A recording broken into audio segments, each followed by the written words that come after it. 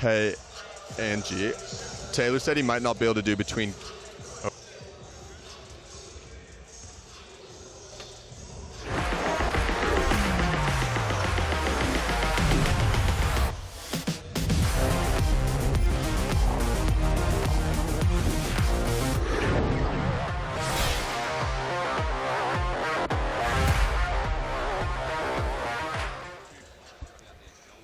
Kia ora, hello, welcome into Parakiore Recreation and Sports Centre here in Ōtautahi, Christchurch. Rapid League basketball action coming up very soon. It is the Canterbury Rams hosting the Tauranga Whai. Nick Bewley here with Adam Morgan alongside. And greetings to you, Adam. What are you expecting from this one? Because look at the tail of the tape in terms of ladder position. The Whai with a 9-win, 3-loss record in Rapid League, but they've had to make some pretty significant adjustments because of adjustments required to their roster in the NBL game. Conversely, with the Rams, no more mana mara. Yeah, exactly. I think both teams, whether it's whatever roster you're looking at, it's going to be a bit of a hodgepodge of just... I mean, at the end of the day, they still have 5 guys coming out ready to compete, so I think we're going to be in a very good position to see a good basketball game tonight, as Rapid League always seems to provide. So there we see the Whai, and they are breathing down the neck of the Tuatara from a Rapid League perspective.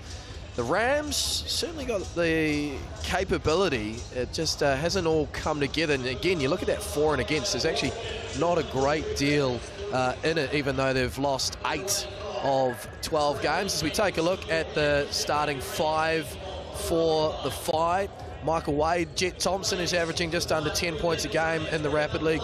Cole Holpoy, Keani Saxon, and CJ Flavel. They do also have Flynn Raps in here, but no Xander Masters, who is currently listed to start in the NBL game. For the Rams, as mentioned, no more Mana Martin due to preserving his collegiate eligibility. But, we've got plenty of class when it comes to the Rams, like Brody Cooper, Gus Dello, Tony Worthington, Ihaka Kate, and Ben Marsh getting a rare opportunity in this environment. The Chemist Warehouse head-to-head. I think this, as I say, Adam, despite the ladder position, I think this could be, as we know in Rapid League, it's almost impossible to predict. Yeah, and I think another good one that we have is, we'll talk about later in the broadcast, is that Tall Blacks FIBA window coming up. So with Mana gone, Taylor potentially leaving, I think we get a look at these Rams boys and we can see who can fill those kind of guard roles for us. And then on the other side, you got Jet Thompson playing in his getting his 50th game tonight. So to see how he comes out in Rapid League, I'm sure he'll be excited to really get this thing going.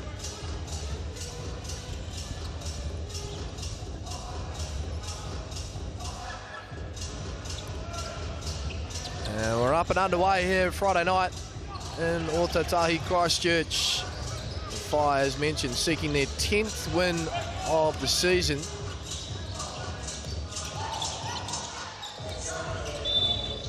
Just a little bit of contact there.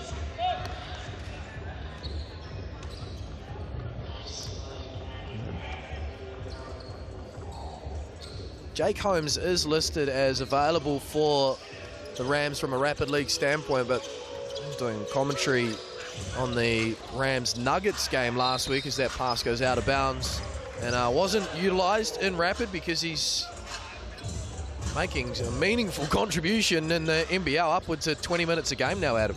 Yeah, his development's been really cool to see, just both sides of the ball. His confidence is just oozing as you see him pulling up from deep threes now, attacking kind of key players in this league off the dribble now, and just really making a all-around effort to develop his game. So whether we see him in this Rapid League game or not, it is a tidy thing to have up the sleeve for the Rams. There's Dallo, Worthington, late in the clock here, gonna have to put it up. No, won't beat the clock. Good defensive pressure from the Whai. Yeah, Worthington just couldn't quite get across those hands as they stunted in the gap there. Good defense by the Whai to help out on that ghost screen.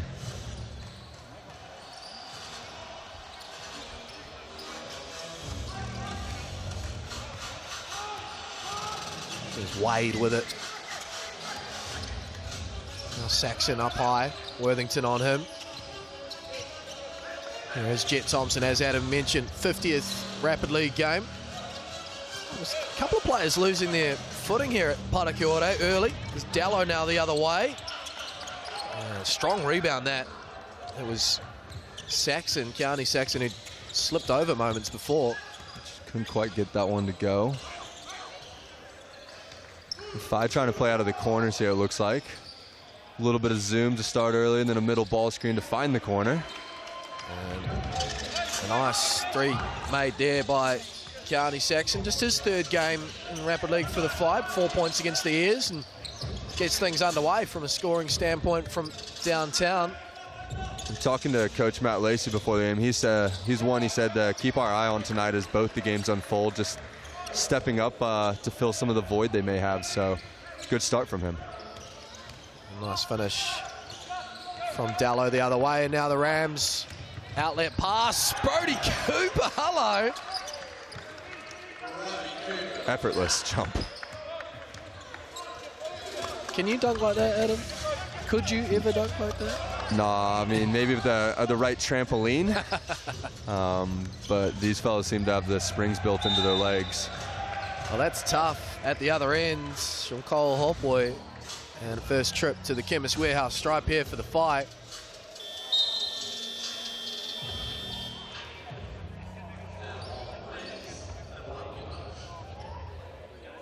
Two early fouls for Ben Marsh there.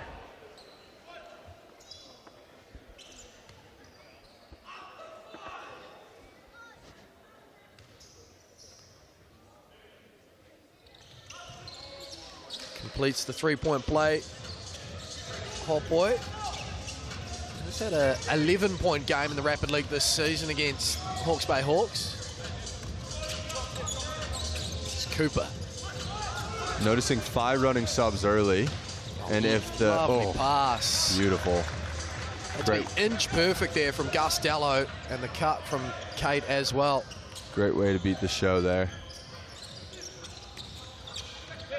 Interesting one, though, is if Ben Marsh picks those 2 fouls up early and the Rams elect not to use their bench, does that maybe force their hand? Do we see Jake Holmes?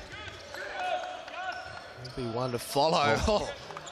Get out of jail free card used there by Jet Thompson. He'll probably argue that's exactly how it was drawn up. 50 Rapid League games, a few good to go your way, right?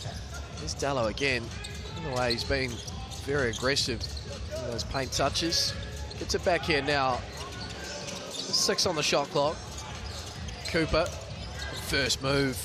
And the unselfish pass to Worthington with the teardrop. Tony Worthington. Yeah, great dump off there. Tony doing a good job, too, just kind of wheeling to that open space as he sees the low man step up.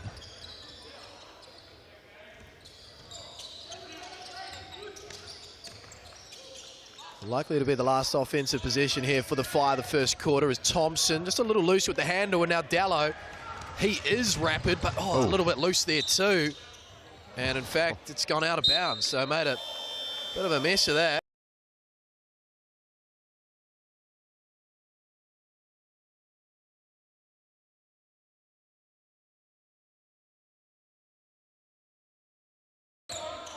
Gus recently back from injury after having to sit out. I believe that under-20s tournament we talked about a few weeks ago. Okay. Rapson with a nice little finger roll. Get it right off the glass. Flynn Rapson is averaging just over 7 points a game in the Rapid League. Has a season high 12 points against the Manawatu Jets. As we take a second look here, and it's a bit of a sort of thing you pull out when you're playing the horse game or something like that, Adam. I don't know if he could do that maybe 7 out of 10 times, but he does at the time that counts here late in the first quarter. Can't complete the three-point play, and that'll do it for the first quarter. Reasonably even, sort of as advertised, but what's probably stood out to me, Adam, and looking up at the stadium scoreboard is almost everyone who's touched the ball has a bucket outside of Michael Wade for the Fire, Ben Marsh for the Rams, which is good to see. Yeah, if you're wondering if those LED lights are working, they are. And even Ben's got his 2 little fouls up there to get his lights going, and But yeah, it's a really balanced game. I think both teams, very similar style, right? They like to kind of put two on the ball, hard show, make the decision-making difficult, but because both teams are so well drilled, they're going to move the ball and make the right play just time and time again. Probably just a little bit of a sneak peek even to what we'll see in the second game this evening, which is a cool part of Rapid League. Not only do you see that up-and-coming talent, but you get the sneak peek to the X's and O's, or the ticks and the tack of the game. I think we just had the one miss from a field goal perspective. It came from Gustello. Fired a perfect 4 from 4. Rams 4 from 5. It's a high-quality start to this one. Let's hope that continues the next 12 on-court minutes. Yeah, if you showed up early for Rapid League, you've been rewarded.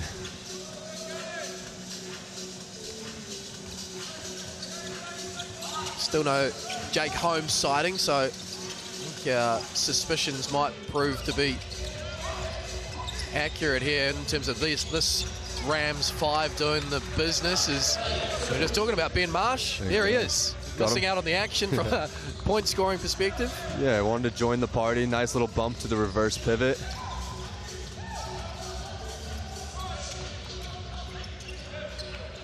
Must travel there from Wade, gets it back.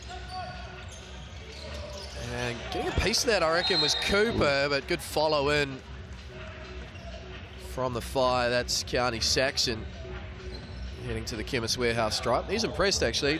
Good size, good wingspan, using that here in Rapid League. Yeah, and the 5, they're definitely a team that could use some size. To see a young guy kind of being able to develop and show off his skills as a bit of a warm-up game here and get himself going.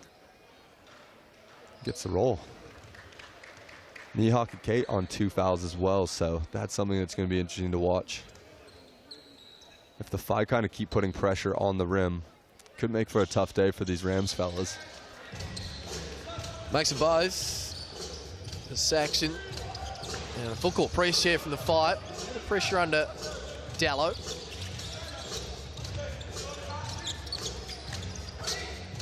Cooper somehow gets it free to Kate.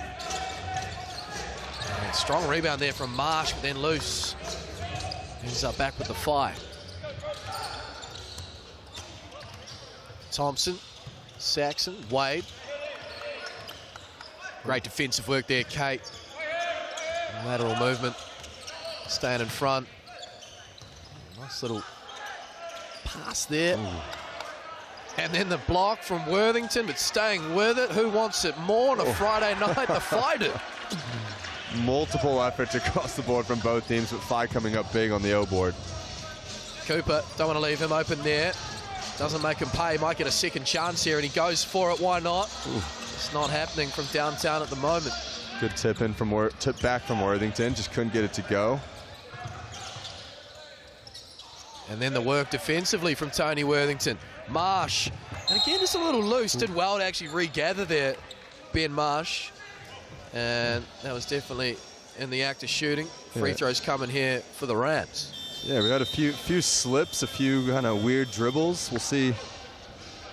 Maybe just some early game nerves from both sides. It's June 19. It ain't warm down here, let me tell you. I've still got my jacket on. Yeah, it's sweater weather.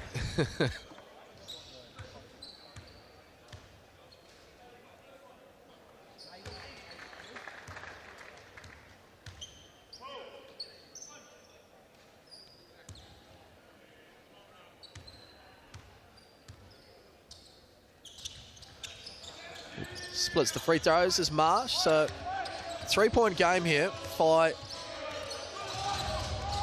in command for now, but not much in it. Little zone here from the Rams. Yeah. Plenty of comms coming from Worthington as Flavel fires away. Again, every rebound is really difficult at the minute. Lovely footwork. Cooper does pick up the foul. Euro to get over to the right. Nice kind of deceleration, followed by a longer stride to get to the middle. High pickup. Just very skilled group of young guys out here. Both sides of the ball, but just on display. Just his athleticism, too, is another one. Just really impresses you. That dunk that he showed off the bat. Yeah. And then the way he picks up kind of the ball full court. able to turn his hips and move. It's not an easy feat by any means. But picking up full court might even be harder than the dunk you asked me about earlier. I don't think I could cash either of those checks. Little like kind of high wing 2-3 zone. Seeing if they can throw off the timing and momentum. I was just about to say, it's the different looks, isn't it? That's just creating a little bit more confusion, making it difficult for the Whai here offensively. Yeah, and they did the right thing getting into the high post there, but I think what you'd like to do is once it's in the high post, take your time, see what you can do to manipulate the bottom, or what you call X5 in the zone, which would be Tony Worthington standing down here. Can you get him to come up to commit to the ball, and then you have your high-low, or if he stays down, then you can attack that or look for a little shot. Here's Marsh. Dallow now. Kate, another one of these lefties here at the Canterbury Rams. Second crack at it. Dallow, Worthington. Go it alone. Worthington with the offhand. That's classy. Not bad. The right finger roll from the lefty. And the big fella. We're back to man here. Wade. Ooh. Nice little hezzy there on Marsh. And a nice finish from Hopway. Whai back in front. I think the Fire intentionally putting Ben Marsh in the actions to, you know, challenge him defensively. I think they're seeing that that's a maybe low-hanging fruit they can get to. Oh, beautiful. Oh. There's a bullet pass from Kate. Worthington tries to make amends defensively and does. Shot clock off here to close out the half. Take their time. Go ahead with a three-pointer, of course.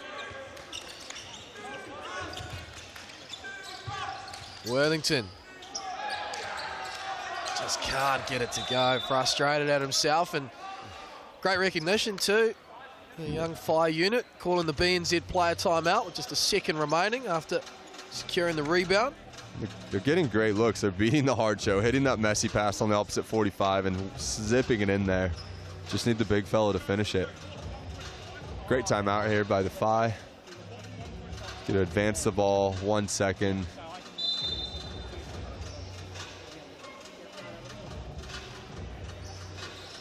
See what these fellas can procure for us here.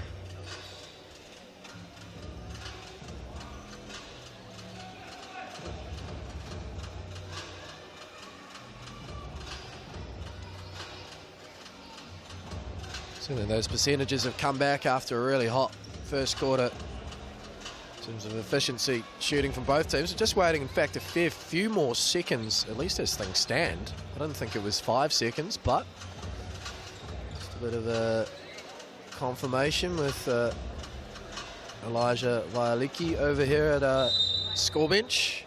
1.5 as opposed to 5, and tell you what, that wasn't far away. That was quite a nice pass. But Ihaka Kate aware of where it was going. 16-14 half-time, Whai in front. Good first half right there from both teams, I think. All offense to start, and then that second quarter, we saw the defense come into play a little bit more and make things a bit more tough and contested.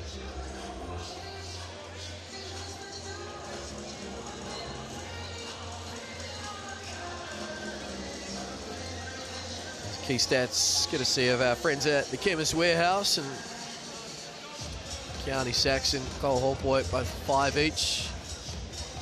They've definitely looked to utilise Tony Worthington, Adam, but as you mentioned, just a couple there that I'm sure he, on another day, is just simply finishing, and that could be a difference maker in a close contest like this. Yeah, 5 attempts on, I'm guessing, all right at the rim, I believe. 2 of 5, so good looks, high percentage looks, and that's kind of all you can ask for.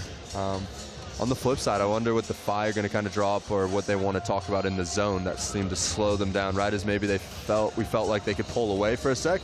That zone just seemed to really slow the pace of the game and made them think twice just kind of before doing anything. So we'll see what Coach Sonny comes out with this with. Well, confirmation here, thanks to our friend Calvin Fisher for delivering a printed version of the box score at halftime, but 12 of the Rams 14 points in the paint. And there's certainly some capable three-point shooters out there. That really shows where they're looking to be aggressive, perhaps just making the most of those matchups outside of probably the Keani Saxon. There's some size mismatches to be utilized for the Rams. Yeah, and they're really, I mean, 5 3-pointers combined between the two teams. Sometimes we come out of a rapid league game and we see all threes. Maybe that's Mana has left. I know the 3-point attempts will go down. He's always keen to take one, but I think the ability for them to just keep attacking on the inside and see if they can start to draw some fouls, because the other 2 points they did get, free throws. So it's all been on the rim.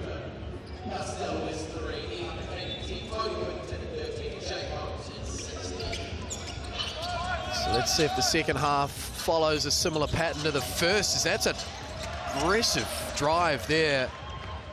And a nice finish too from Cole Horpoy.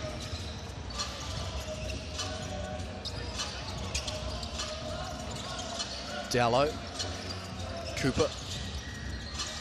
Nice bounce pass. Good patience there from Marsh. Yeah, just kind of waited in the corner, saw the back of his defender, made that cut. Just a little plane off 2 feet.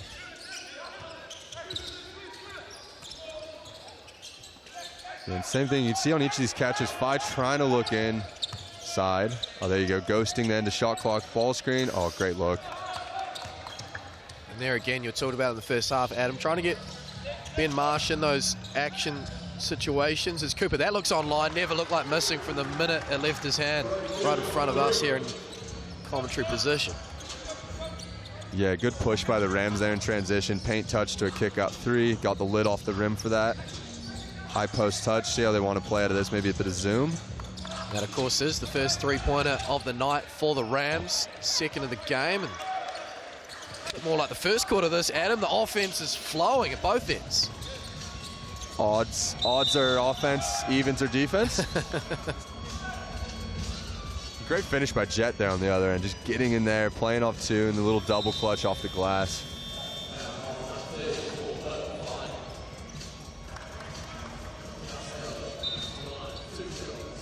Two subs coming in here for the Phi. Ooh, sorry, just one. So we have Saxton getting a break and Kelly coming in. It's actually pretty rare, isn't it, for the away team to travel with 7, and certainly for the home team to run with 5. Yeah, a little flipperoo there.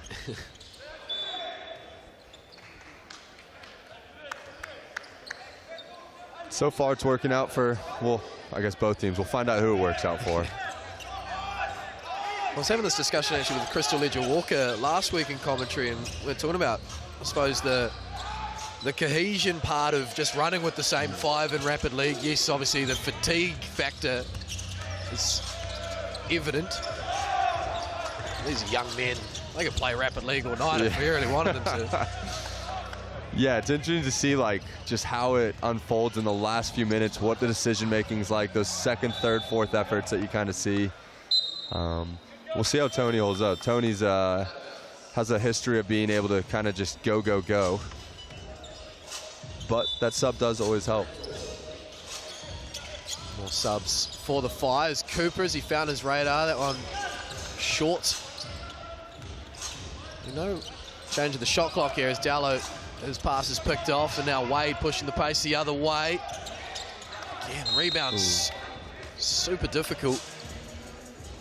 As Joshua Kelly, he had 9 points against the Rams in the previous meeting in the Tauranga. He heads to the Chemist Warehouse stripe. There you go. That's the guy who just got subbed in, making the offensive rebound. So maybe there's a little what we're seeing with the effort, just being able to give it. Yeah, 5 offensive rebounds now for the fight.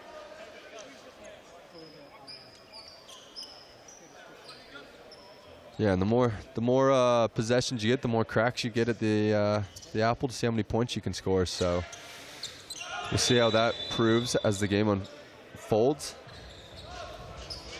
We have about 6 minutes left in total.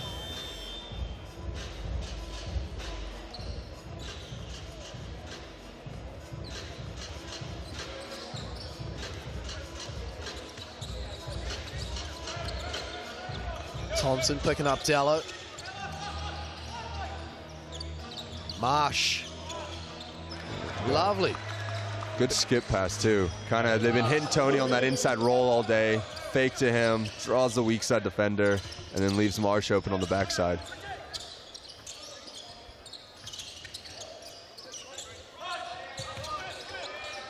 Might be first lead, certainly of the half, and it's gone just like that.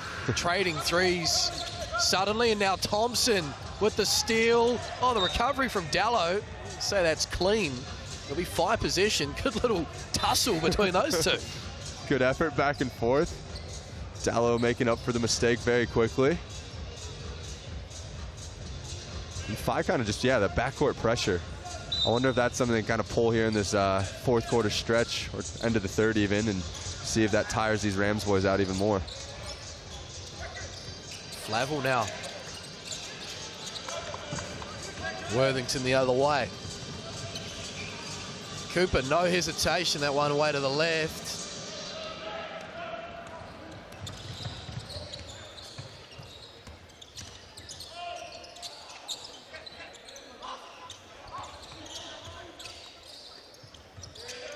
Plenty of ball movement here. Thompson goes himself. Good boxing out there. The Rams, easy rebound for Dallow. Late in the third, tied ball game. Bit of a collision there. Dallow might be a little winded. Ooh.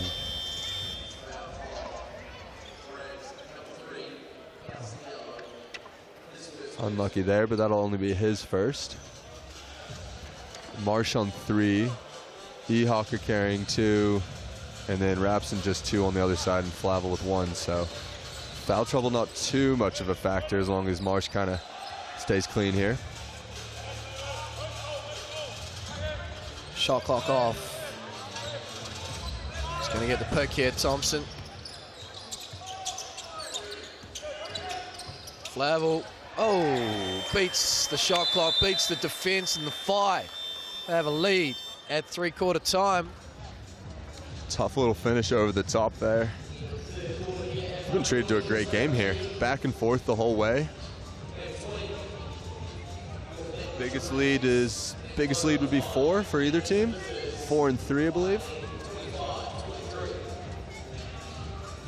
Yeah, we haven't seen necessarily the big runs that sometimes we see, but just punch, counter punch. Good little bursts of offense from both teams, then matched with stronger defense. It's been very even. Very even. Kind of been, a small little chess match being played. You know, both teams start with their hard shows, and then the Rams throw that zone, and I don't know if the viewers can pick up on it, but you can hear the Rams calling out ice on the ball screen, which means to keep it pinned to the sideline. I think the idea there is they don't want Jet to be able to turn the corner, particularly on his right hand.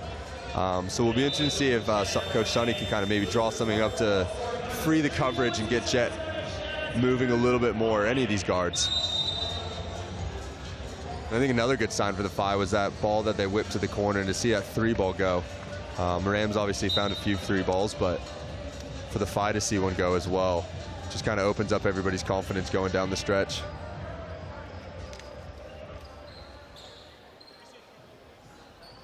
Both teams 2 of 7 from beyond the arc. They're trying to play it about as evenly as they can, aren't they? It's the Spider-Man meme right now. Dallow. Just have to wait for that, Cooper, but almost uses the rim to good effect.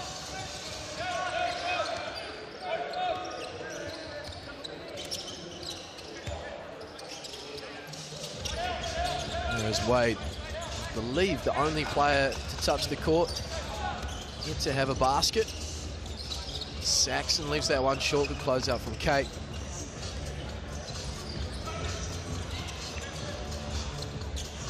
There is the Haka Kate now. Cooper.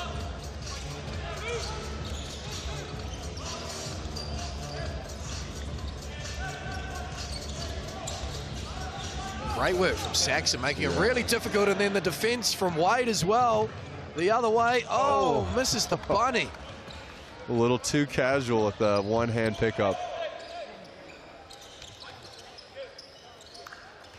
Marsh, good first move, but the recovery got a piece of the arm there to Joshua Kelly. Rams arguing for the goaltend as well, saying that he put his hand in the cylinder.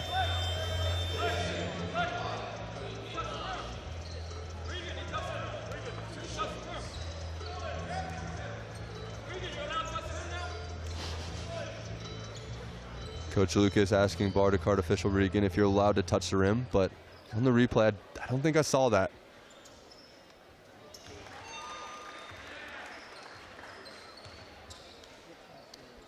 Don't want to get too far ahead of myself, but we have, of course, had a triple overtime rapid league game here at this very gym. It's early history as the home of the Canterbury Rams. Yeah, the Rapid League seems to, not even just in here in this gym, but they seem to really be loving the overtime games this season. So with the way these two teams are trading punches, I would not be surprised to see us get a little bit of free basketball.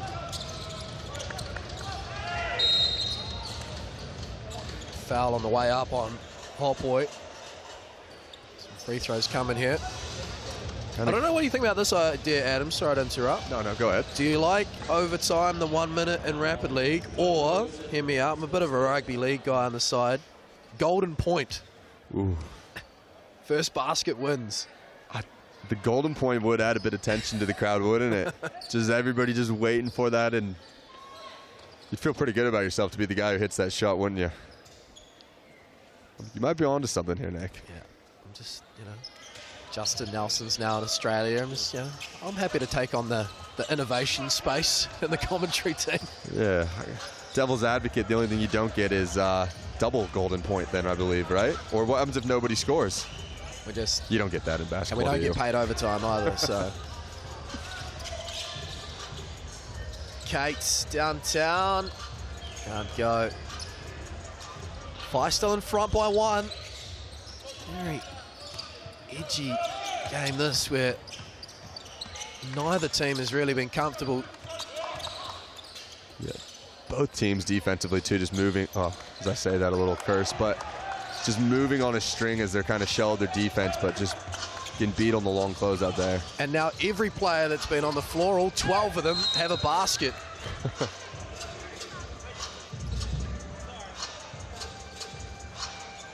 Hopwood leading the way for the Fire with 10. Just one shy of his season high. And that's well and truly, I think that might even be a career high for Ben Marsh. Just his 3rd game. I don't have the stats with me, but I think you're right. Well, I've got in front of me. I like to put how many games they've played in there. Season high at least, and the season high was 3. So certainly blown that out of the water. Yeah, good start for the Rapid League guard in his third overall game. So great defense. Yeah, Worthington just kind of cat-moused him into throwing it, and then went and pursued that thing in the air.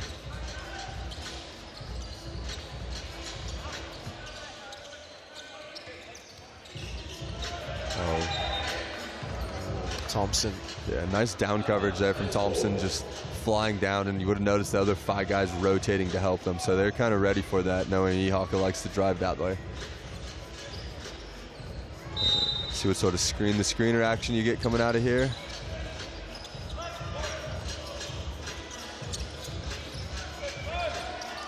Run through Kate, late in the shot clock, of course. Dallow puts it up. A little long. Thompson with the rebound. 1 minute and change remaining here in a super close one. Wade on the deceleration and the roll. 3-point game. Yeah. Strong take, turning the corner there. That foul's going to be off the ball on Kearney Saxon. Yeah, him and Worthington just battling for that positioning on the ball screen.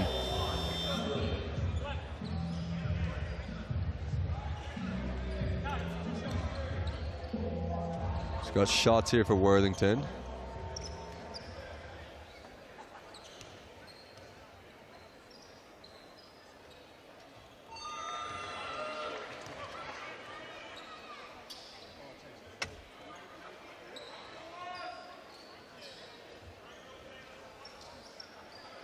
Both teams still have their player timeout, I do believe. Yeah. Which will probably both be needed down the stretch of this. Got a classic on our hands brewing. Worthington cuts it to 1. Big possession this. Bit of an understatement, but Rams get a stop.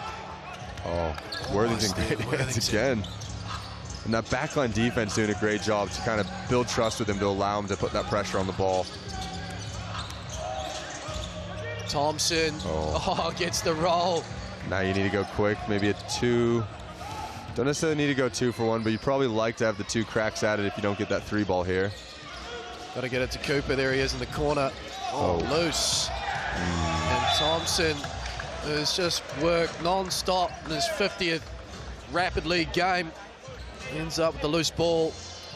Yeah, that's a costly one right there.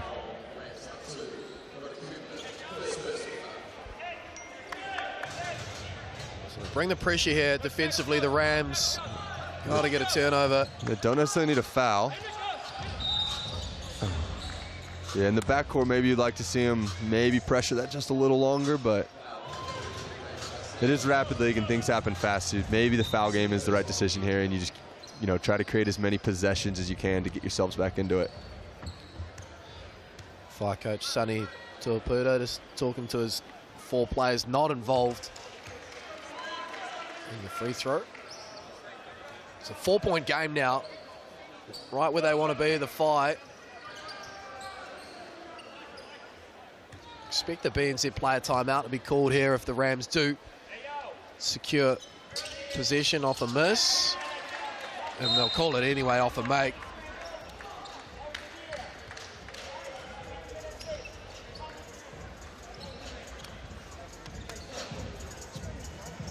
Looking at this, probably needs the 3 ball and quick coming out of the sideline out of bounds play. Get that, either the O board or the 3 goes down. You're in a 2 to 3 point game, and then you're just up and in. See if these Rams boys can make something happen. Yeah, the Fire will know Brody Cooper's the likely of the 3-point shooters. 5 attempts tonight. Dallo. Kate gonna have to go himself. Ihaka Kate doesn't go. Cooper athletic. And there's a whistle, and the foul's gonna be on Cooper. There's a real tangle there between Cooper and Thompson, and the way it might just be Thompson at that inside position, and refs are normally going to go reward the guy who does his work early.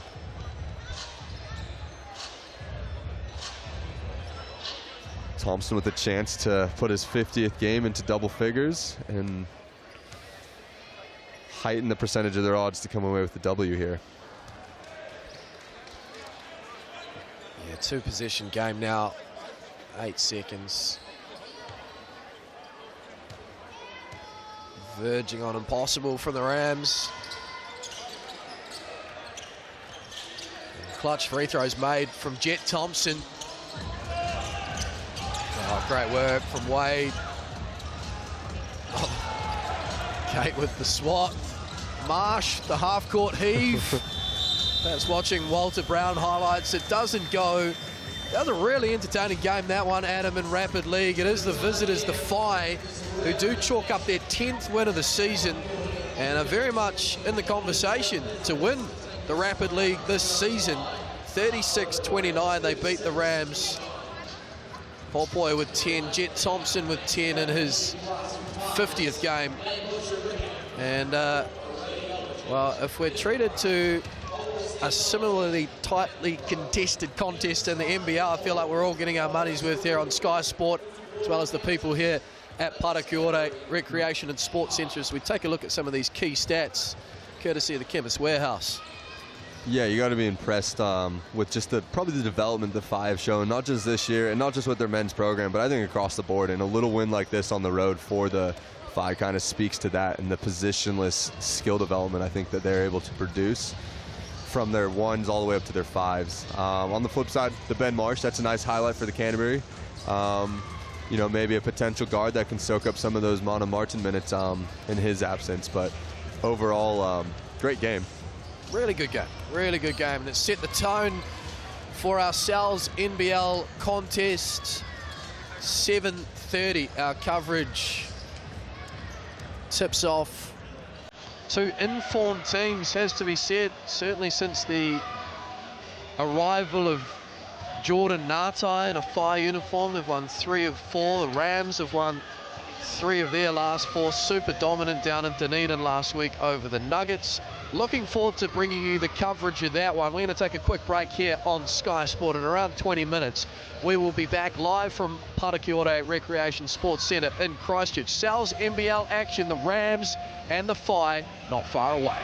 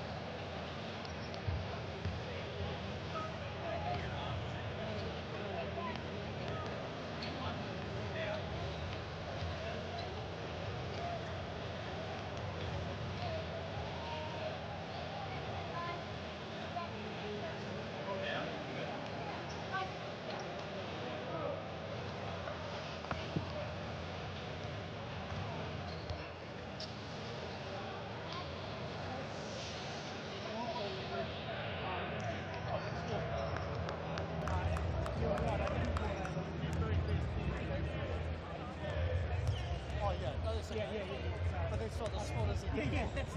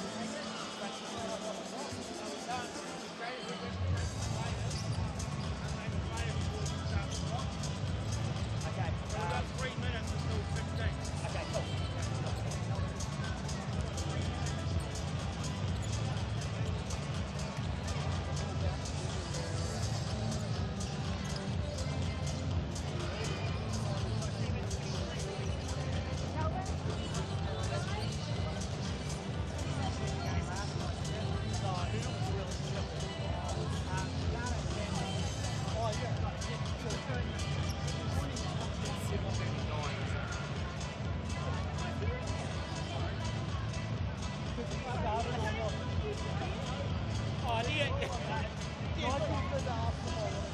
did ask if he wanted to.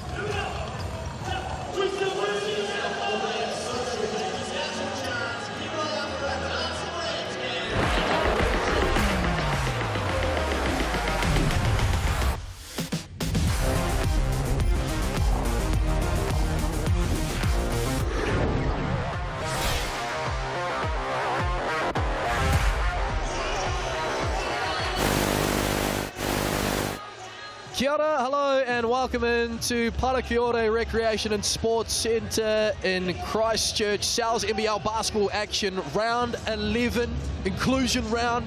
It is the Canterbury Rams hosting the Tauranga Whai. Nick Bewley here with former Rams assistant coach Adam Morgan alongside.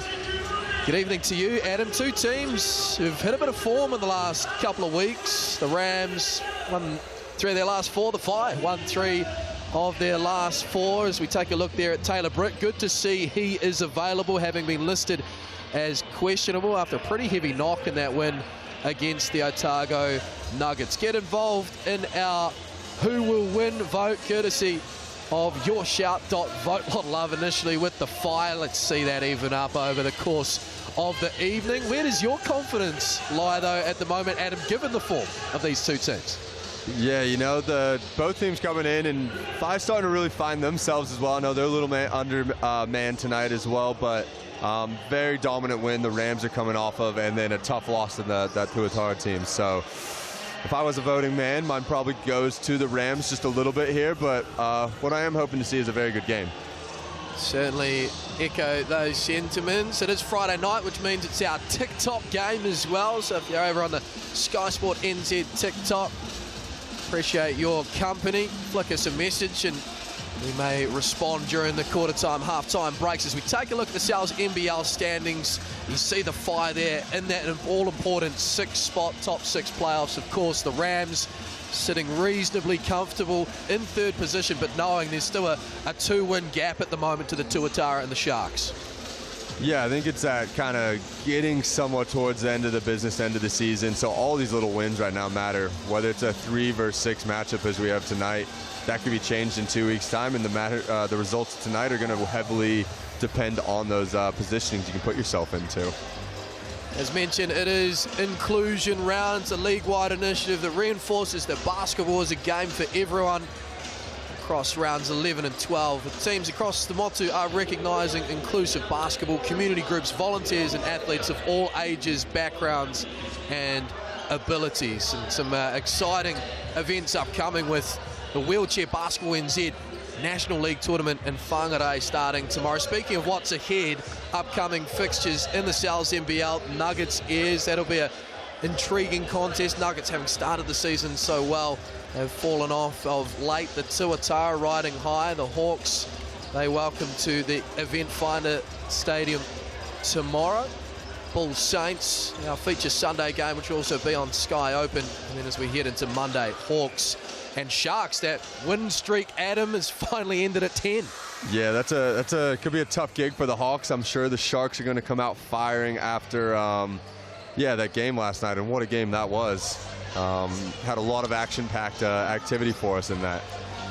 Well, no Tane Murray, that's the big out for the Whai. He played all 12 games, averages 19 points a game, so that's a big loss, but still the class of Ruben Tarangi and Jordan Nata, as well as the likes of Jaden Bazan. Xander Masters, big night for him, and Nick Tata a little bit earlier. Adam caught up with the Prince of Porirua, Jordan Nata.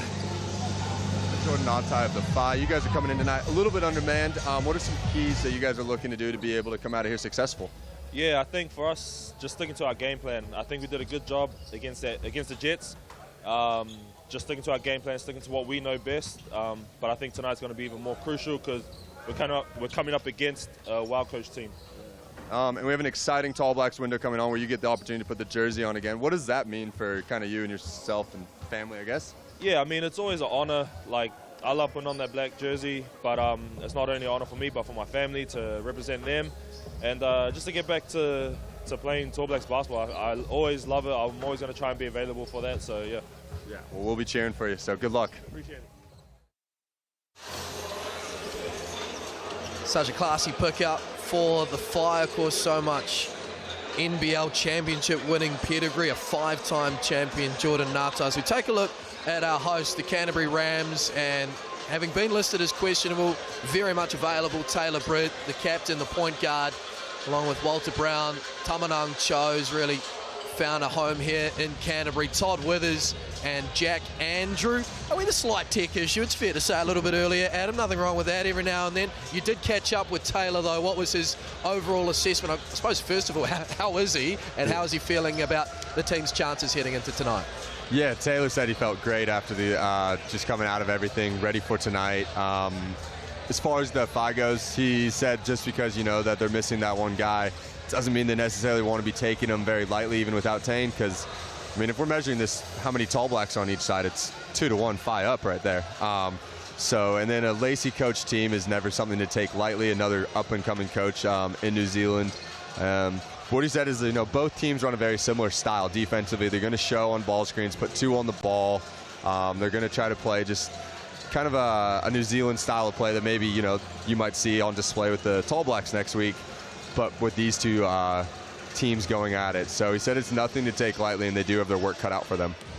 Yeah, exciting times indeed for the likes of Taylor Britt, as you mentioned there, Adam. Those games against Philippines and Guam, the 3rd of July and the 6th of July up in Tamaki Makaurau, Auckland. Taylor Britt plays both, and he'll bring up 50 caps for New Zealand, which is a fantastic feat. Let's take a look at the tail of the tape, courtesy of the Chemist Warehouse. Quite a discrepancy there when you say in terms of scoring averages, but I feel like it's hard to kind of quantify that for the FI when they've now got Jordan Ngatai, right? Yeah, and just probably they've had to change their identity a few times, getting in and out of the season with different players in and out, so it's never an easy thing necessarily. So Lacey will be leaning into some of those young guys we alluded to from the Rapid League tonight, but he does believe in them and think that they can come away here with the win if they're able to hit on all cylinders. Our match officials this evening: Ryan Jones, Regan Ashley, Blake Rosanowski. Great crowd in game number 4, I believe. 5? I'm losing count at Parakore. I know it's only your second game. I think I've had a few extras with Andrew Mulligan, Casey Frank. What I do know is there's quite a lot of home games still to come. I've just been confirmed with me. Home game number 5, which still means after tonight, 5 more home games to come down the stretch, which could be of utmost importance. Although the Rams' record on the road equally as impressive to be 9-3. Given they've had 8 road games and their road record's 6-2. Yeah, it's really impressive to think that they've kind of been able to put themselves, I believe, 3rd on the ladder there, majority of that being on the road, and then they can kind of maybe even make a push for this, you know, a top 1 or 2 seed, host a home playoff game if they can take care of business in this home stretch, pun intended.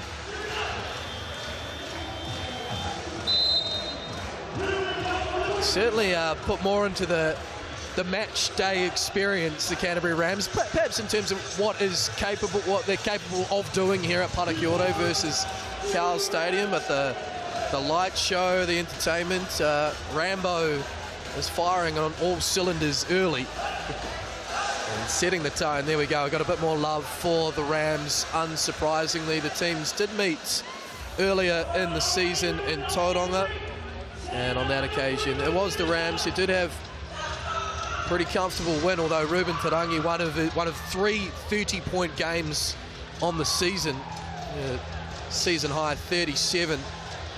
Yeah, and he's career high, sorry, against the Hawke's Bay Hawks. Yeah, no, and he's third in points per game for the league this season. Someone who can just kind of do, him and Ngatai both, they're just can a little bit of everything, and I think them having kind of able to bounce off each other as they build their chemistry together, it's going to be a really good just chess match, I think, between players. So I think it's something we'll see, and it's going to be interesting to see who they decide to guard who. I'm guessing Tata on Andrews is the obvious one, but from there you've got a few problems to solve if you're the FI as far as what offensive firepower you want to stop first. Yeah, some fascinating matchups across the floor. Looking forward to seeing how it all plays out. 40 minutes. Basketball that promises plenty.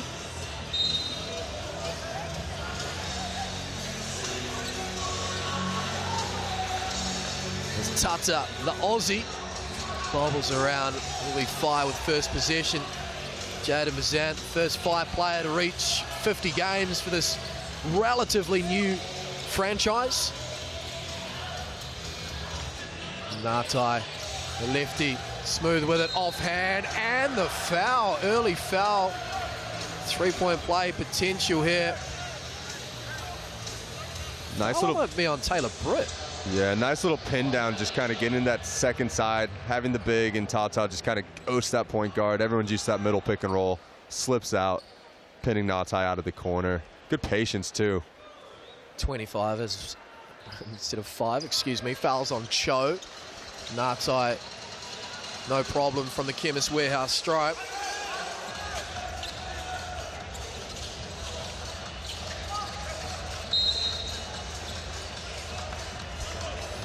Frustrating foul committed there from Jordan Ngatai off the ball. So it looks like Natai's going to pick up Tamanang Cho, who's averaging just over 21 points a game. And has had 5 straight 20-point games, Tamanang Cho.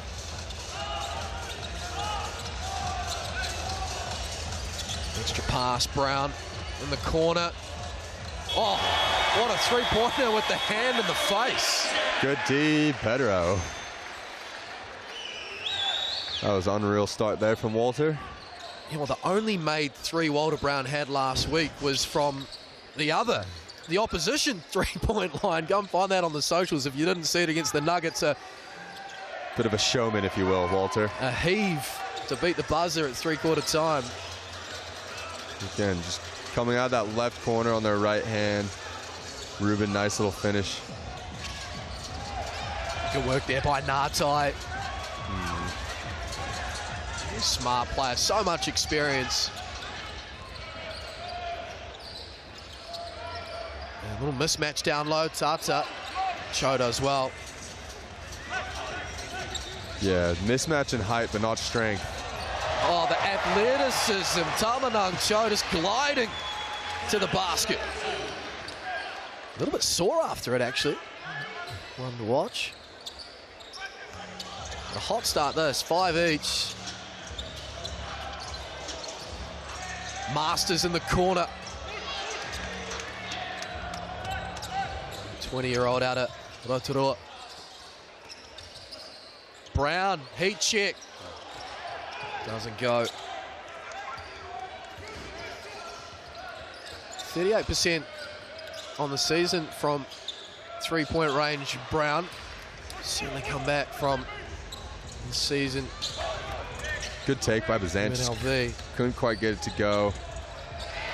Taylor says, I'll show you how it's done.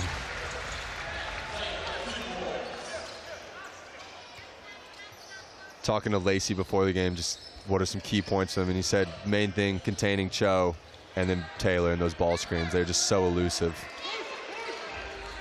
It's kind of becoming a bit of a two-headed monster, isn't it? Withers.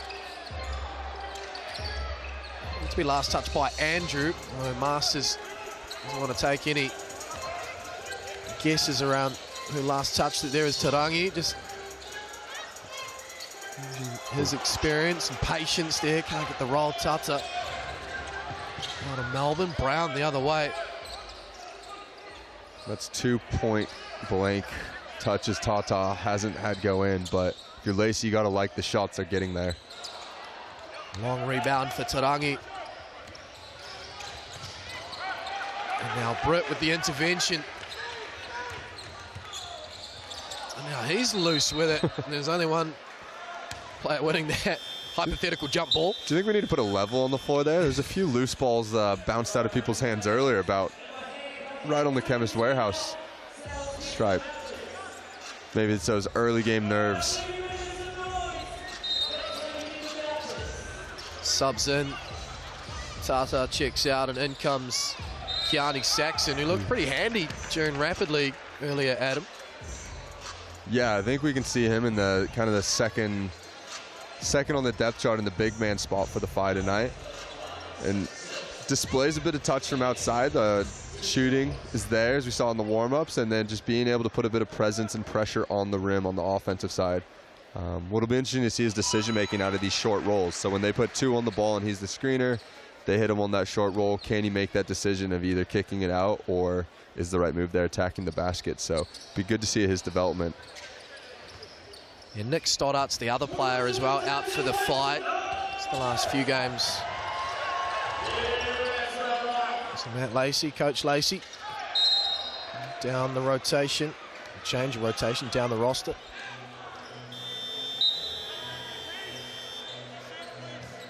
And subs in for the Rams. Vet Rene Rougeau and the rookie Jake Holmes.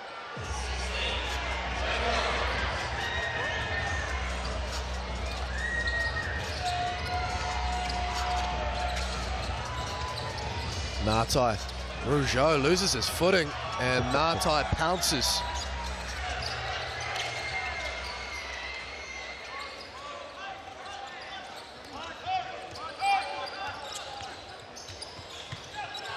Lovely find, Brett Brown. Can't connect on the corner three. Coach Clinton will like the look.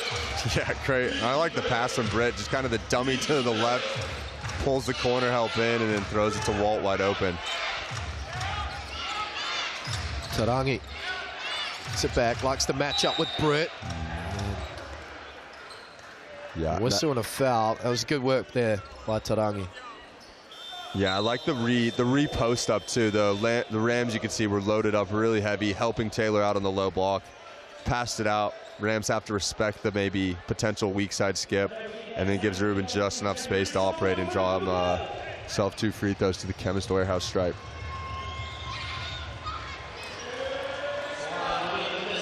Recently bringing up 200 NBL games, Ruben Tarangi.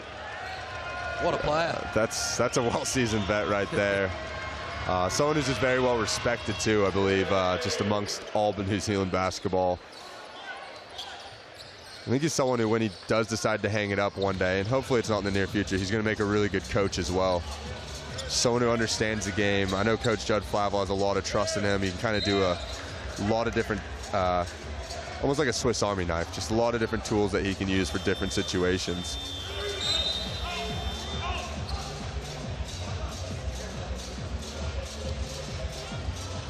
Cole Hopoi, another who impressed in Rapid League earlier this evening, checks in for the first time. Good to see the trust of the youngsters from Coach Lacey. Is Brown curling to the basket. A whistle and a foul. It's going to go on Saxton.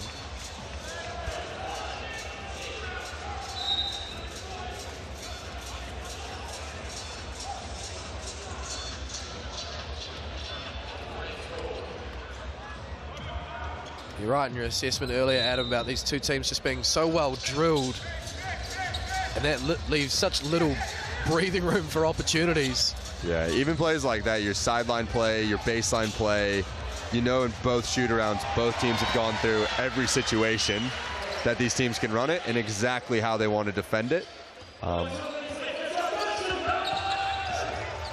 And all they need you to do, either team, fall asleep for a half second, bang, they get you. There's Ngatai now. Catches Brown in the air but can't connect with the three. Strong rebound. There's that man, Carney Saxton. His first basket. Yeah, kind of got one up on the seasoned vet Rene there.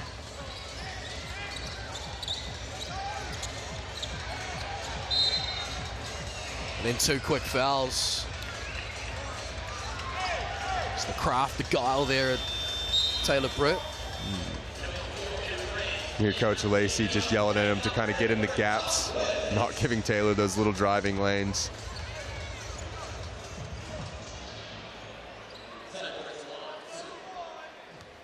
When you're setting your scout to guard the Rams, it's pretty tough when you have a lefty that's an absolute speedster, and Taylor is one of the guards, and then someone who is just strong as an ox and Cho, who can kind of back you down and play different styles. These five boys are definitely going to have themselves a tough night on this end, as the Rams have shown with their offensive output over the course of the season.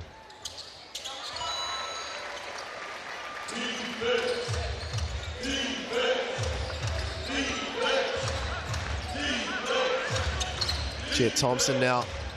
Back up, point guard roll. Fight. Ngatai, lovely ball movement, the find, the finish. Classy from the Whai. Yep. And that's pretty much what the Rams are going to have to be taking care of on the other end, is how to deal with Jordan. and the way he can get in and out of actions, make really good reads.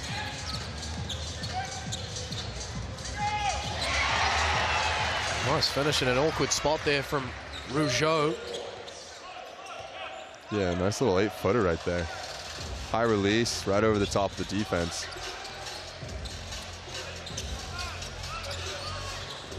Two-point game in favor of the Rams. One away from Thompson.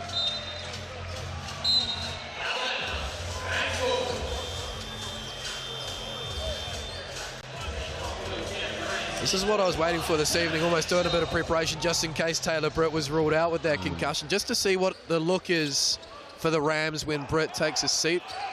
Tamanang Cho slides into that one-guard role. He'll facilitate it. As Todd Withers, he'll really like that. Todd Withers, 1 of 13 in his last 2 games from deep. We know how classy of a three-point shooter he can be. Maybe just seeing it go through there changes things as Jake Holmes straight to him. Yeah, the Withers one, it's 1 of 13, but you're not leaving him open regardless. I don't think you'll see too many guys. Speaking of guys not to leave open. Just about to say the same thing. Jake Holmes is just playing with so much confidence at the moment.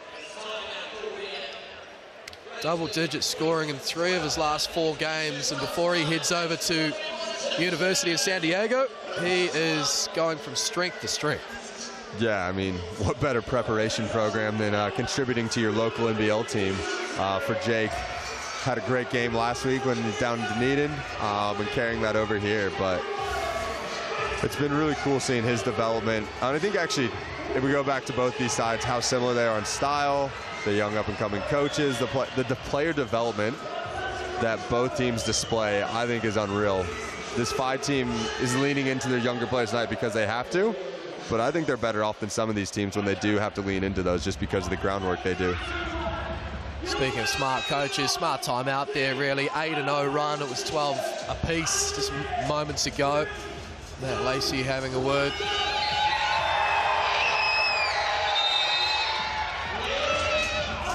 It's quietly great to see Mike Lacey here in the building. Does so much for us as commentators with the player profiles, the statistical analysis. He is a champion. Great to see him in the building. Yeah, he makes our job very easy with all the stats he's able to keep, any info you need. He's one of the brightest minds we got around, so really grateful for him. And yeah, cool for him to see his son coaching here.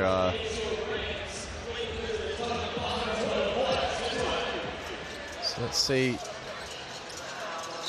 what adjustments, if any, are made here from the Fire. Tarangi, Bazant back in, Masters, Tata, Hopwood. Maybe a little bit of zone trap here. Travel, yeah, great work from the Rams.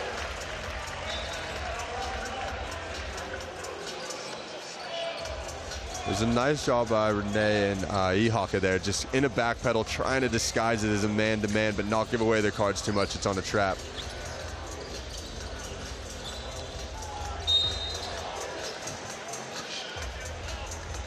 Foul's going to go on Tarangi. That's his first.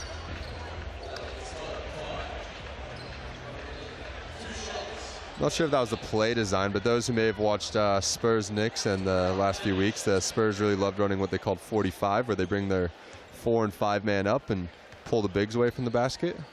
Rams pretty notorious for being able to mess with the 5-man on the defensive end, so I wonder if that's something we'll see more of tonight, and just putting Tata in the tougher positions to be able to defend the rim.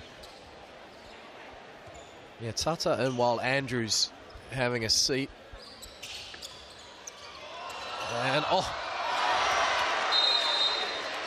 and Coach Clinton, he was trying to get the attentions of the Barter Card officials. What have they ruled there? So I believe because it would have been a legal tip out. I don't think it's in the cylinder, but Ruben tipped it in. Yeah. So instead of it a free throw for 1, should be 2. It's a tip in for 2. So we should get that tidied up. 23-12. So what a misfortune there for Ruben Tarangi. Let's see what he was trying to do. Yeah. Nothing gets past Quinn Clinton. Down at his end of the gym. Withers having a laugh with Coach Lacey here as he's trying to ask him what the play is, reading his lips coming out, a little banter back and forth.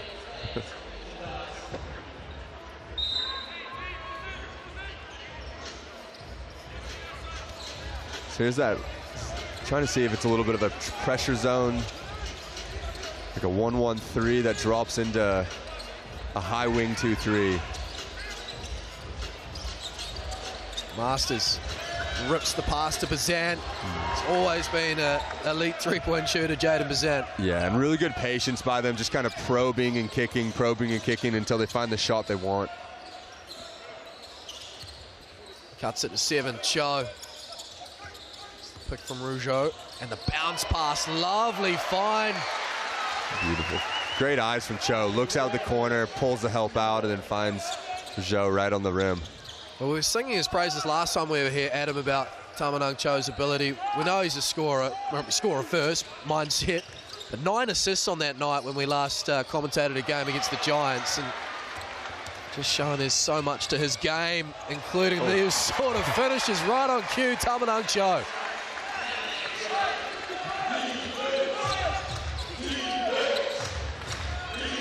Nice little period here for the hosts. Whai need a response, and they go to their vet, Tarangi. Oh, crafty. Rougeau. Plenty of experience there. For those watching at home, the Rams just showing how well they can be connected on that same page. In the zone a few possessions, and then looking at Coach Quinn calling out 55, that's 5v5 or maybe matchup man, and they flow into that, switch seamlessly on the action, and then we get the block on the other end. So very well put together team as far as how connected they are from possession to possession.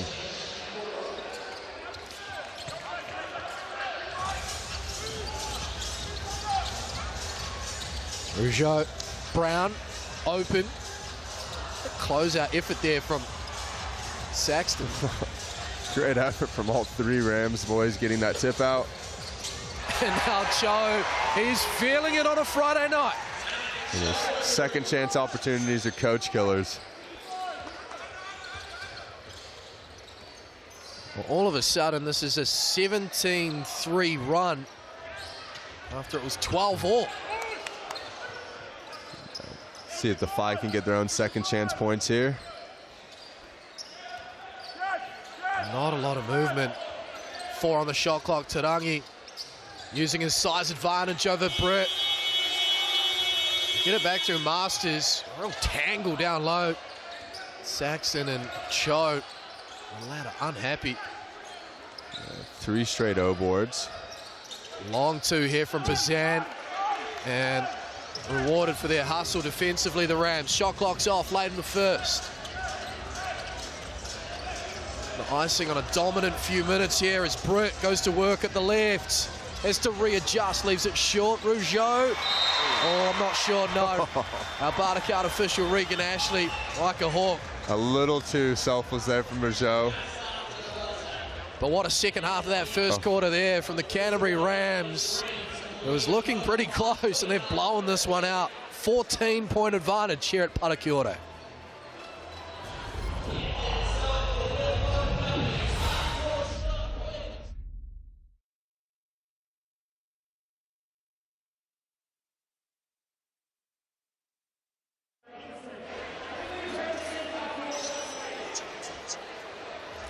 Well, I hope you're enjoying the coverage over on the Sky Sport NZ TikTok page. Actually just firing it up myself, and if there are any comments, I'll actually turn this down.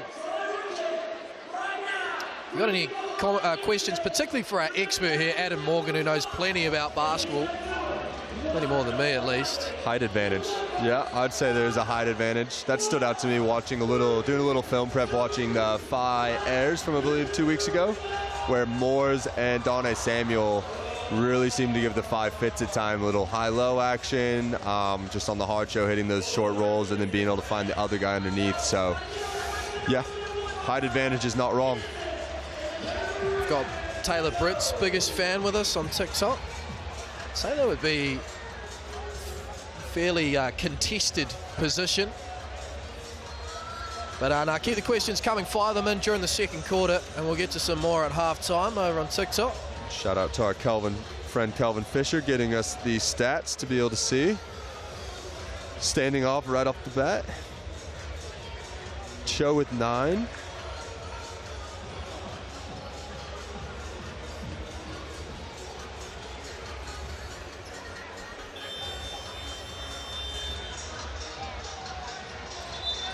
A dominant run there late in the first. Rams with a 29-15 advantage heading into the second quarter. Nick Yuli here with Adam Morgan. Having a look at the box score there. Adam, what stood out to you in terms of how the Rams were able to open up this lead? I think last time we were sitting here, we talked about Cho just filling up the box score. First quarter, 9 points, 4 rebounds, 4 assists. This is on pace for that one again. As Tauranga gets called for the offensive foul call. Wondering what the water card official saw there. Didn't quite see it though. Didn't quite have a clear view. I just saw a couple feet go up in the air. All the same, it's a second foul on Tauranga. And yeah, a little bit surprised after that collision. Might just need the attention of our moppers. And a bit of blood actually, I believe, which is suboptimal. Just have a slight break. Looks like we may have a quick timeout as they look for someone to be able to mop the blood up. Players looking to see who's the culprit.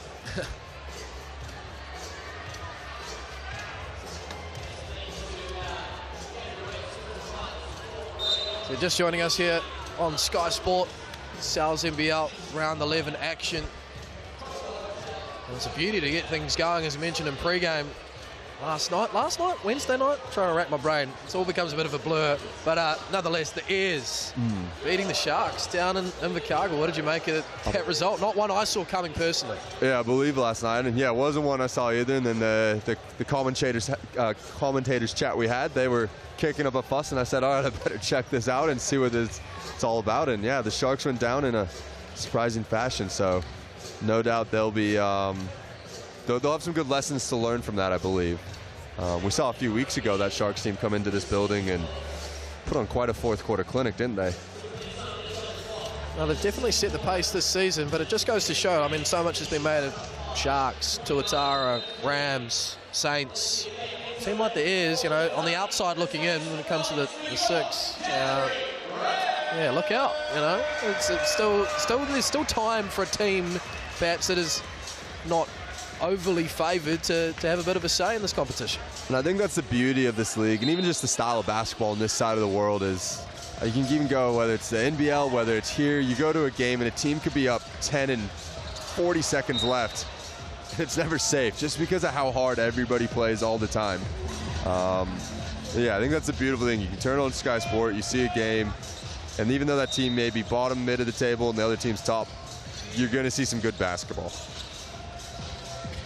Speaking of good basketball, well, up until that point, it's been all good from Cho. Oh, Brown. Good defense both ways. 2-on-1 for the Phi, and it's the one who comes up trumps. And here he is at the other end, Walter Brown, in a nutshell there at both ends. Yeah, great play there. Jack Andrews draws the double.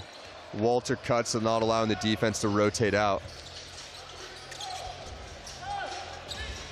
16-point advantage all of a sudden. They just need something desperately at this end. Skyhook there from Natai. On another night that falls. There's Brown now the other way. Not letting the Fire settle. Andrew. Second chances starting to rack up. Fire with possession. Really have enjoyed Saxton's activity though tonight. Getting deflections, hard shows, rebounding, just flying around everywhere. Just couldn't get that finish to go against Brown, but love what we're seeing from the young guy. He gets the ball here, Keani Saxton. Going to work on Andrew.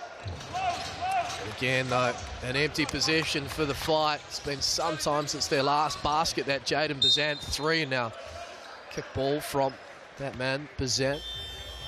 Feels like we've seen 3 or 4 of those just rolling around the rim, can't quite go to for the FI. I think for them it's important they just keep staying with it. Next play, and just slowly chip away at this lead.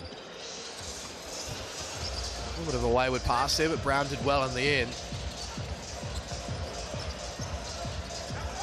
Andrew kicks it back out to Cho. Just concedes it probably wasn't the right play. Good contest from Natai getting out there.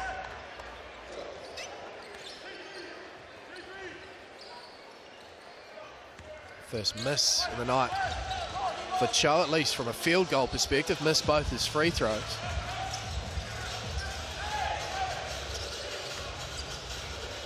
It's fine, Bazant.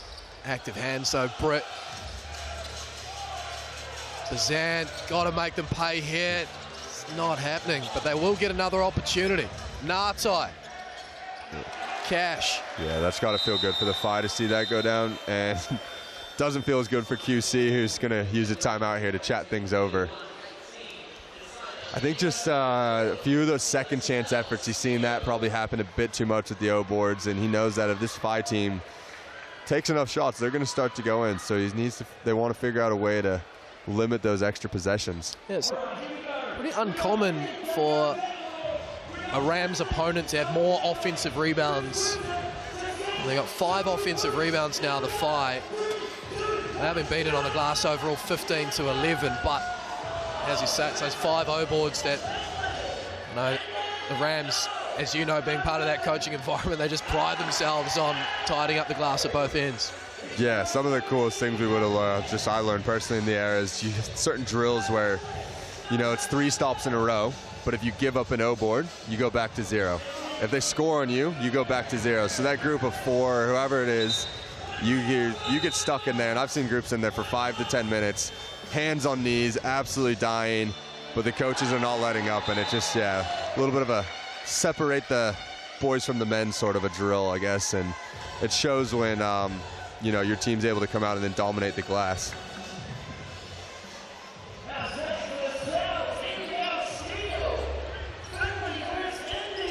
All the starters in here for the Rams.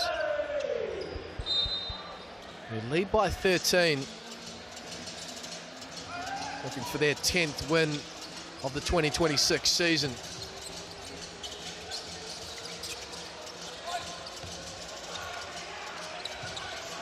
Brown trying to work over young Cole Hallboy, and the patience, creativity just can't get the kiss off the glass. Yeah, patience is a great word for that one. I thought really good job just pivoting around, just couldn't quite get it to go. That ball handling we saw, Melu, we'll talk about here in a sec, because I have a feeling, oh. Withers. Just the anticipation. Such an asset. Brett getting to that left, stops props in the mid-range to go.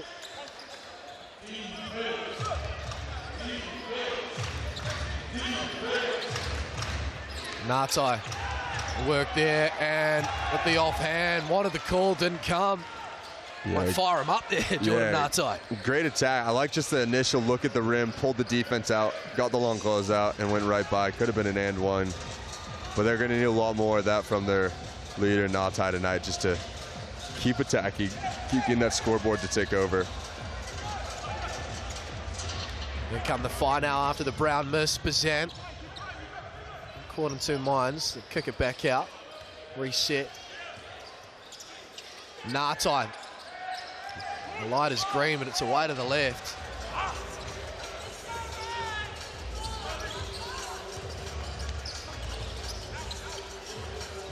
Britt now in the corner. A few empty possessions in a row here offensively for the Rams. We talked about those O boards earlier. I mean, Bazant had a great box out of Withers 2 possessions ago, but the FI are doing a good job of keeping the Rams off the glass for the most part. We've seen a few games here where they seem to just get possession after possession. I think that's kind of allowing them to keep in this game. Oh, another one, just can't get it to go. Cho gets it back from Britt. Brown now up high. Look out below. Walter Brown coming through. Lacey's seen enough. All right, down 13, 5 minutes to go. I think that's a good timeout right there. Settle yourself down. If you kind of have a spanner you can throw in the mix too, now might be a good time. I don't know if they have a zone, just a certain play or offensive something they can go to attack someone in, but see where they can get going coming out of this. Anything you've seen from the Rams, just kind of from the beginning of the season to what their identities become now, stands out to you?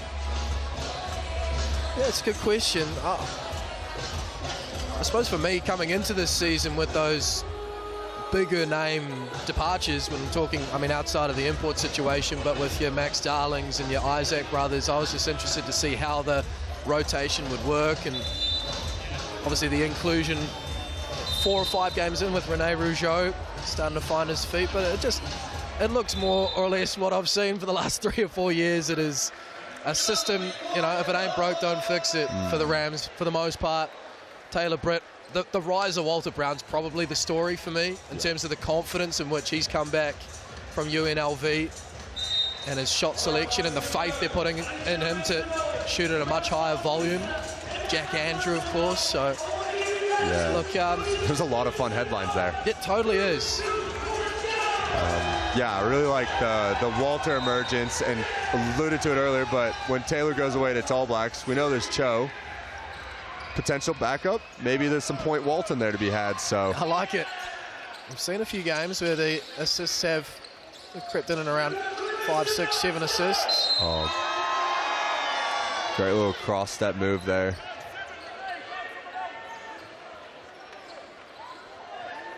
Who do they get on the foul there?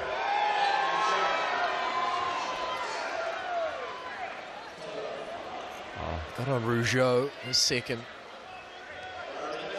Jake Holmes trying to be a good rookie, put his name up, or put his hand up, get the foul for his vet, but no luck there. Rougeau's another one. He comes in, you speak of that well-oiled machine. It seems like every year, whether it's been KJ Buffin, Matt Moyer, there's come in for the Rams that struggles with the physicality and getting in foul trouble as a 4-man. And I think that's all imports here, and slowly figures it out as the season goes. It's always been an interesting one, just when they come to this side of the world, what they can and can't do to impact the game. There is Rene Rougeau, now 40 years young. You don't want to go, but another opportunity here for the Rams. Holmes, Andrew doesn't mind a couple of 3-point attempts a game. Jack Andrew thinks better of it as Britt fires away. There he is, Rougeau. He's frustrated with that call. Oh, and there's the foul trouble. That's foul number 3. He just needs to walk back now to change his mind.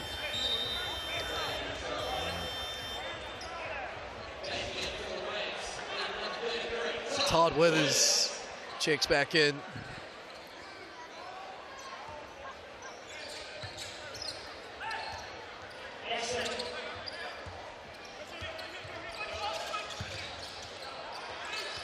Tarangi, Holmes in front, Jet Thompson out there, Xander Masters trying to spark this fire offense.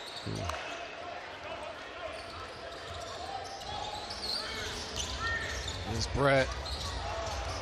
Had Thompson backpedaling, a rare offensive rebound for Taylor Britt. Makes no mistake, the second attempt. Great job by Withers, just kind of pushing some people around. Ball falls to Taylor.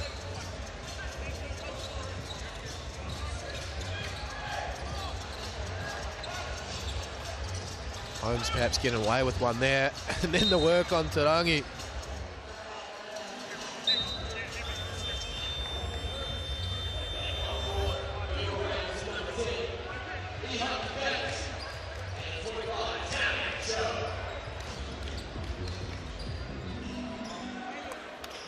All right. On this back screen, we'll see how well the Rams are cued in, but little back screen and then a double stagger that corner. Bazant, there it is.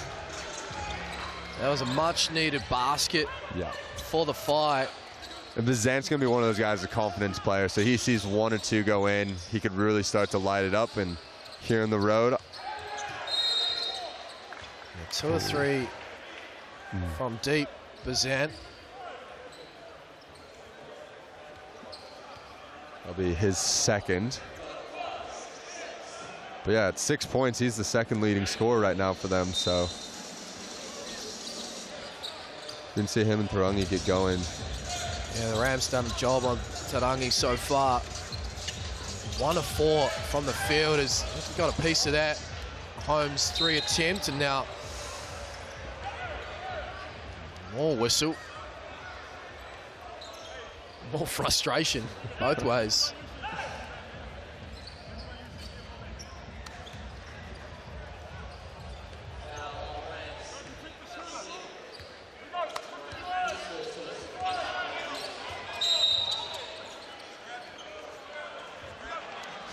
And that frustration just extends. Yeah, this one's now on Withers. So maybe, I think both teams started to push things to the limits, see what they could get away with. And now the refs have had, hey, we got to draw a line in the sand here so it doesn't get out of control. And I think it's up to the players now to adjust to that. Nartai waiting. It's Bazan. Away with 3.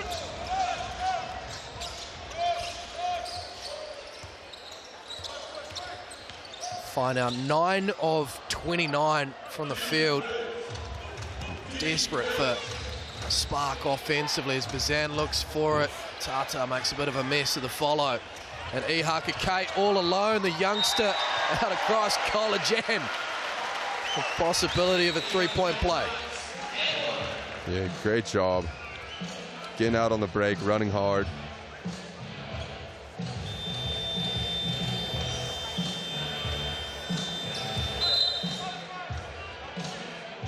There's your point, Brown there.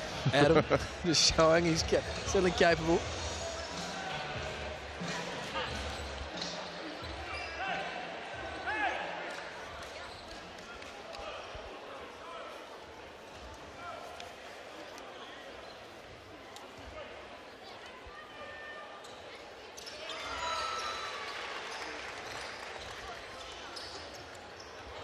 Speaking of facilitating an unselfish basketball, Tamanang Cho, 5 assists to go along with 9 points and 6 rebounds.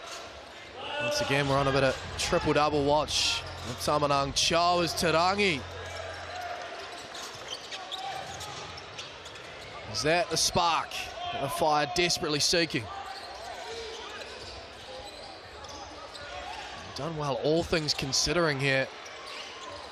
Keep it, bring it back to 11 as Cho, so tough. Not happy though, fair to say. Yep, teams exchanging pleasantries. Refs tell him to calm down. Withers says, hey, I got you. Talks to his guys. So it's now 11.7 rebounds, 5 assists for Cho.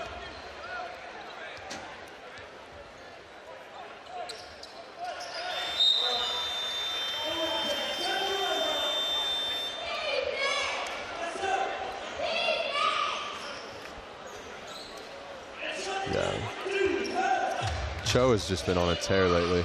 It's good to see. All right, here's that little zone.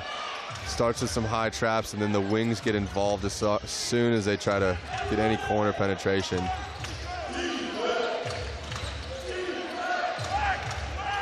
Tarangi looking to tease him into a 3-pointer there. Cho. And he had to throw up a prayer there. Jet Thompson late on the clock.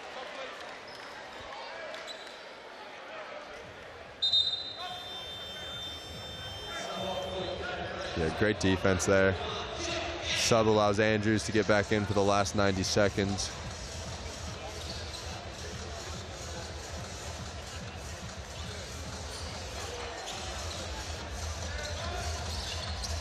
What can the Rams do to close out the half here? Leading by 14. Defensive pressure again, just unable to secure possession. The fine Withers. Holmes flying through the air. Nice block from behind, Kearney Saxon.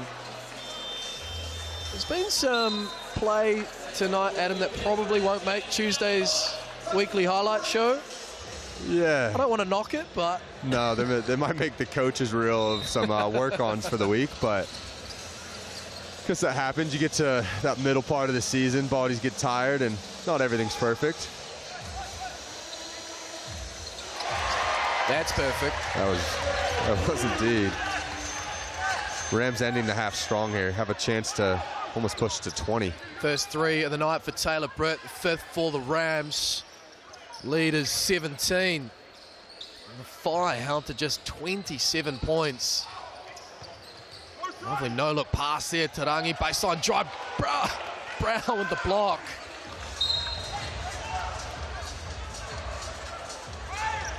Foul by Thompson. Second block of the night from Brown.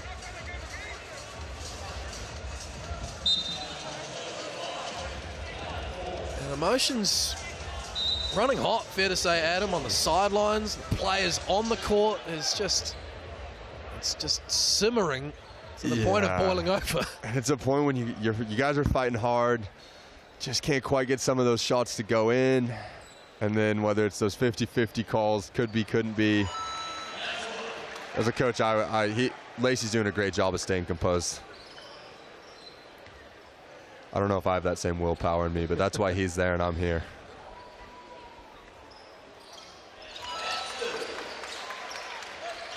The lead is 19 now. What can the Whai do to close out the half? It's 12 second quarter points. Tarangi behind the back. Gets the whistle, but not the roll.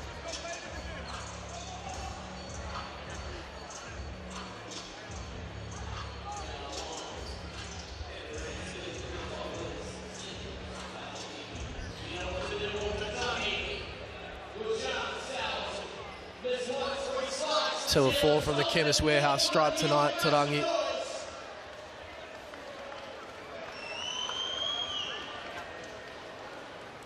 Just the 7 points. Jordan Martai leading the way for the Whai with 10.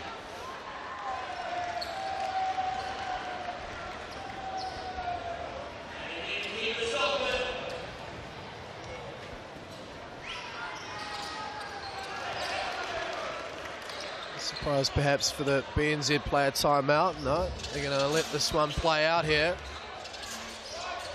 Shot clock off. Withers downtown, T33, no good. And there's the BNZ player timeout. Or is it? No.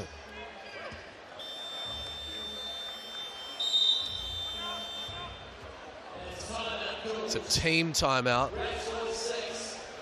Not a bad timeout from Quinn. Has one to use before the half, and the ball's right in front of their basket, so why not have a crack at it?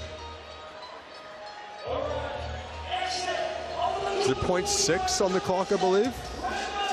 So enough for a catch and shoot, or maybe more exciting, a lob of some type.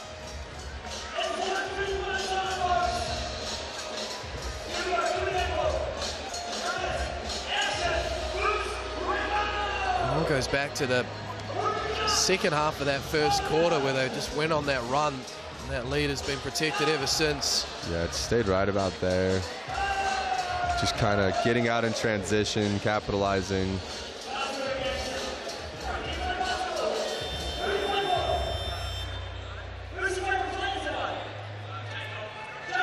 And when you look at the plus minuses as well, Adam, when Coach Clinton has gone to his bench, really hasn't lost much. When Ihaka Kate has come on the floor, Rene Rougeau plus 14. Ihaka Kate. Jake Holmes even almost plus 9, almost in the double digits as well. All right, let's see what we have here. As a coach, defensively, you kind of say switch everything. So to counter as a coach, you need some sort of screen the screener. For Joe. He was the first option there, and good work for the Whai. Half time here at Parakiore. It is all Rams at the moment. after the first 20, 46-29. See if we can get a comment or two out of both camps.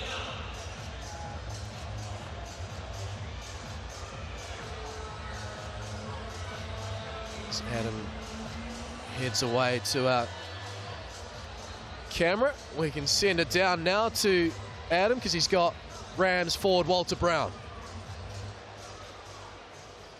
That's kind of the last bit of the first quarter. You guys kind of were able to blow it out. What helped you guys get out and start running like that? I think it just starts on our defense. If we defend well, we're going to rebound, and we're good in transition. So, second half keys? more of the same. I think defense is good, offense is all right. Hopefully we'll just turn it up a notch. So, Good luck. thank you.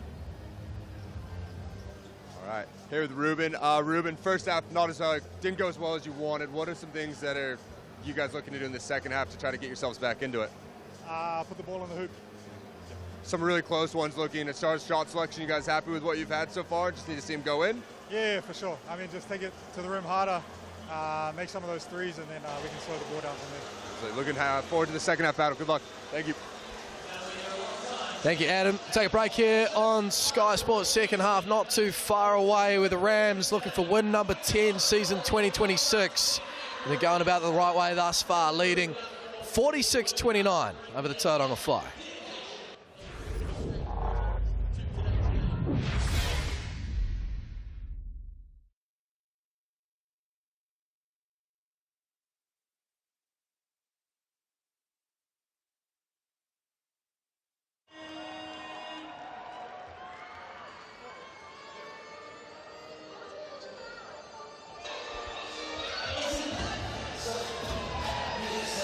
Hello to those of you on the Sky Sport NZ TikTok. Someone's turned the lights off in here as we enjoy some halftime entertainment. Nick Bewley, Adam Morgan alongside. Let's have a look at some of the comments that have come through.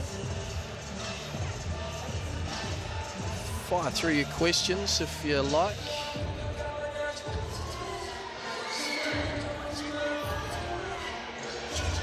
Any former NBA players on either team? None, not to my knowledge. Tamanang Cho, he had some summer league maybe? Cho, I believe he's at summer league, plays for a national team as well, duties. No, I don't believe there is. If there is, then I'm not onto it. The Sal's NBL admin, early picks for end of year awards. Ooh. I think Walter could fall into two of them. A most improved. Yeah. And while he's maybe tapered off just a little bit, I think there is still a sniff of the MVP maybe at the back end. He'll have to finish strong for that, but he does have two other teammates I think that are probably a little bit ahead of him right now with the way Taylor's going, scoring and assisting, and then with Cho being up near the top there with just how efficient he's been in his scoring, and then he's obviously just filling up the stats. I'm going to have to interrupt because we've now got Lockie asking if we can get a TikTok dance from Adam. Oh, Lockie Weston. If Lockie drops 30 in his Division 1 game this upcoming Sunday, we can do that for him on the next TikTok broadcast. There you go.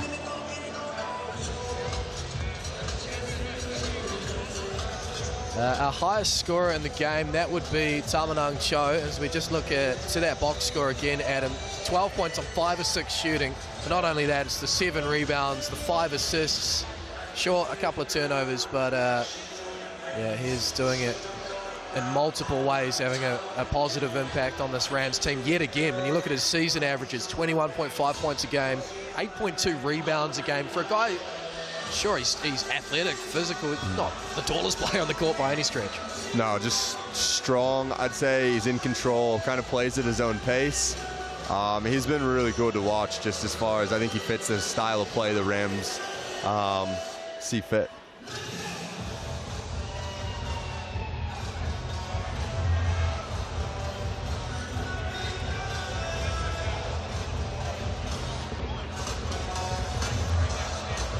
Halftime here in Christchurch, Rams up 17. Nick Bewley, Adam Morgan. You put yourself in the shoes of fire coach Adam Lacey right now. What is he saying to his troops? Yeah, I mean, talking to Ruben there, he said got to make some more shots. And as far as we know, the team who scores the most is the team who always wins. It's good knowledge. Yeah. So, but how do they get to that? And I think it's just some of those shots. I think there's a few times they had some mismatches. There was a Bazant on an Andrews, settled for a mid-range. I know Ruben's doing his best job to drive into the paint and draw fouls, get on the rim. And meanwhile, on the other side, I know the Rams are doing their best to be disciplined to not fall into that game. So it's just figuring out little actions to keep getting your guys to their strengths. And if they can chop this thing down to, 10 points by the end of the third quarter, then they're in it with a shot. Conversely, for the Rams and Coach Quinn Clinton, we know, and we watch plenty of Rams basketball, how big they are on upholding standards right to the end of the 40th minute. So what do they want to do in terms of keeping the foot on the accelerator here? Exactly that. I think the more they can get out and run in trans, or the more that they can apply a lot of, pressure, little traps, 2 on the ball, coming off ball screens, anything to wear down physically and mentally in the 5, so that if they do catch a little fire or there's some momentum, they kind of take that out of them and just exhaust them by the time the fourth quarter does roll around. So, like you said, it's keeping those high standards and wearing them down over time. We'll wait and see if it's going to be more of the same. The Rams on a bit of a rampage on a Friday night here at home in Christchurch. Second half up next on Sky Sport.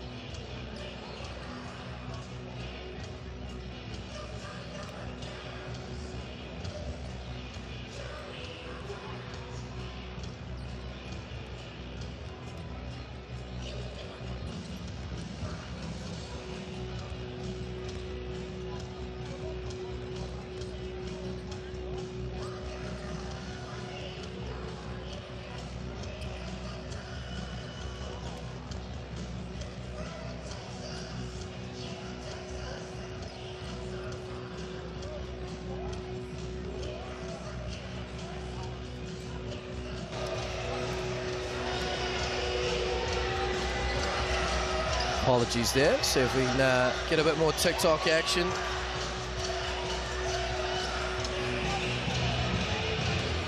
I did see there was a request for a Tony Worthington interview from Lincoln there. next We'll have to do rap. that post-rapid. Yeah. Post rapid, or we'll see if we can get Tony going. Tony's been doing really well though. And they also want us to join the dances, the Euphoria dances. I've done my ACL twice. I am not dancing. Certainly not in public, at least. I'm not warmed up. I can't. Sorry. Fire getting fired up. Yeah, like that. Like that we play on words. They need to fire up. That is stating the obvious, really. We like the song choices. Yep, shout out to the fine gentleman to my right. You can't see them in camera, but we are right next to the DJ. He's doing well. Yeah. Ruben not getting some of the calls. I think there's maybe 1 or 2 he could have gotten. Second half, I think you're going to see more of him just going downhill. Looks like we got some fans all over the world. Yeah, Kenya. Awesome. I believe, if I hope I'm not misspeaking, but which is Cho's team, he does play for the national team.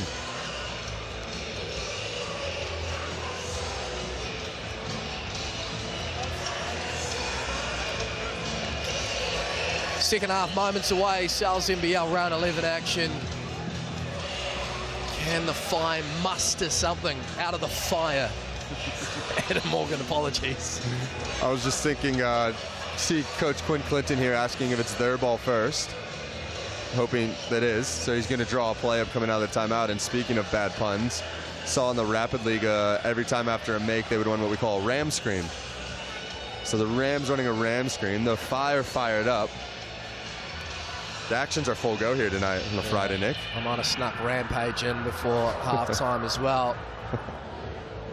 Still some of you out there having a bit of faith in a comeback. We have seen one visitor walk away from Parakiore with a win so far. Game number 5. That, of course, was the Southland Sharks. And in a casting, I'm just sort of testing my memory here, but it was perhaps not quite as comfortable looking here, but it was double-digit lead. Sharks, you know, their body language wasn't great, and then all of a sudden Caleb Asbury caught fire. Yeah. And it was a totally different fourth quarter. So I want to say it could have been double digits in the fourth quarter. Yeah. Was it maybe 13 is a number that's somewhat sticking in my head in the fourth, and it went from a big Rams night, Walter hitting everything left, right, and center, I believe, and then that last 7-8 minutes just the crowd became quiet here, which it doesn't happen too much, and the Sharks came tearing back, and that was a great win there for them. We touched on it at the top, but we probably haven't stressed the point around Tane Murray's absence tonight. You know, he's played every game, slotted in seamlessly to this fight. Franchise, 19 points a game. How much are they missing? Just now, it seems an obvious question. I feel like I already know what you're going to say, but how much are they missing him right now? Yeah, I think they're just trying to figure out what other guys can they, and it's probably the spacing I think he provides for them. Shooting off the bat, and it allows, you know, your Ruben to get downhill a little bit more, Nautai to work in those the pin downs. Even Bazant just getting shifty off the dribble, just having that extra spacer. So they're trying to find it with Masters out there tonight, and hopefully he can catch some fire to spur a second half comeback. But it is going to be some uphill sledding for the Phi here.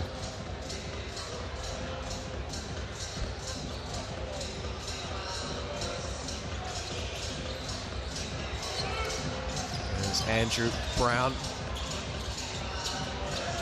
Active first half for Walter Brown. 3 doesn't go, but there's yet another offensive rebound. Andrew thought he got a touch, but Todd Withers. Man, oh man. Withers is a fun one, man. He's obviously can shoot the ball. Hasn't been doing it great, as you alluded to earlier, but that doesn't bother him. No. He cares about playing really hard defense, being on the same page as his teammates.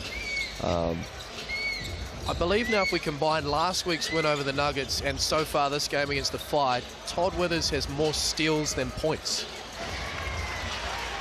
Which I'm sure he wouldn't be all that happy about. He'd like to see the ball go through the hoop, but in terms of the impact he is still having on this game, his head isn't dropping. No. He is you wouldn't know it. Locked in 100%. It is a great lesson for all young basketballers out there that you can influence the game in multiple ways. 100%.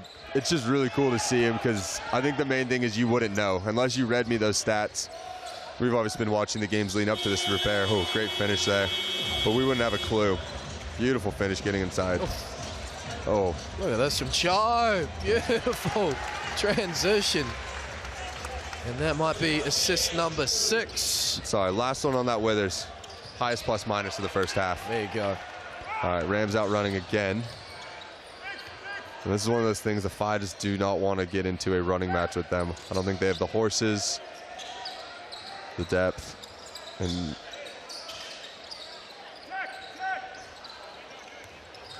Brett getting to that left. Look, shove off, but all clean. And then the finish. Lead into the 20s now for the first time tonight. That's tough. You do your work, you get in front of Taylor to not let him get to the rim. Step back. You don't get in front, he's on the rim. Someone helps you, kick out. Ooh. Maybe it's the fact he's a lefty and maybe there's a bit of recency bias here, but you know, Jalen Brunson, Taylor Britt, hey. at a different level. I'm not, you know, calm down Taylor when you watch this back, but you know, here's the pass. Matt Lacey's going to want a word. Well, perhaps not quite yet. Going to let them play out. Quinn's trying to get him back into that little trapping pressure here. See if they can find something. Oh, no, excuse me. We're man-to-man. I saw excitement. I thought we were getting into something else on top of that. So an 8-2 start to the quarter. Oh, Brown. Oh, convinced it was all ball. Let's see who the foul's on. And it's going to be on Andrew. So it looked clean from the back, and it was. Let's take a second look here on the replay. Lovely pass by Nato.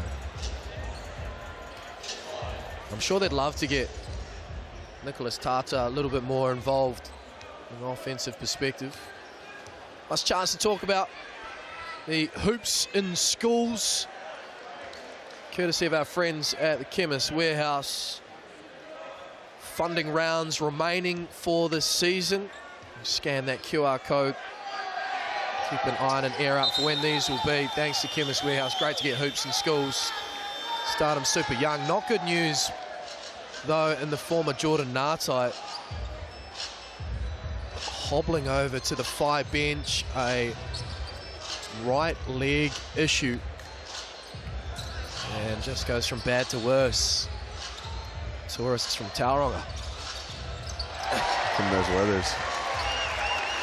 Yeah, not good news for the Whai there. Hopefully it's just a little bit of a bang up and he'll be right. So this is ballooned out to 24. Masters getting aggressive. And they're getting there. It's just that the last couple percentages of finishing those plays out on the rim.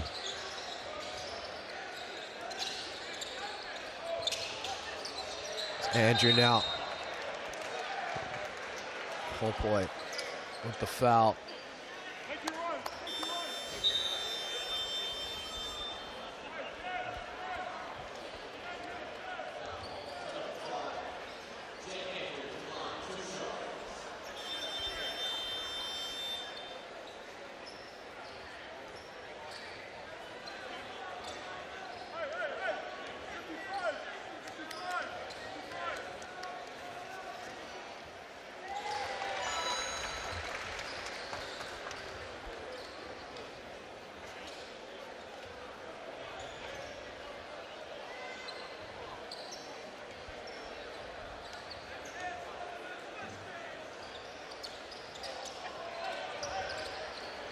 Free throw split there from Andrew.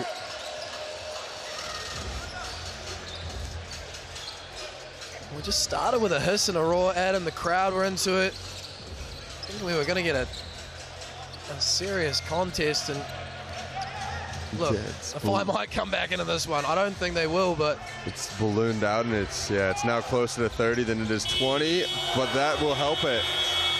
a little spark from the youth. Yeah. And then at the other end, Withers getting his radar in.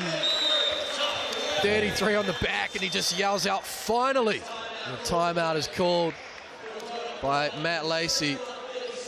He's closing the gap between those steals and threes.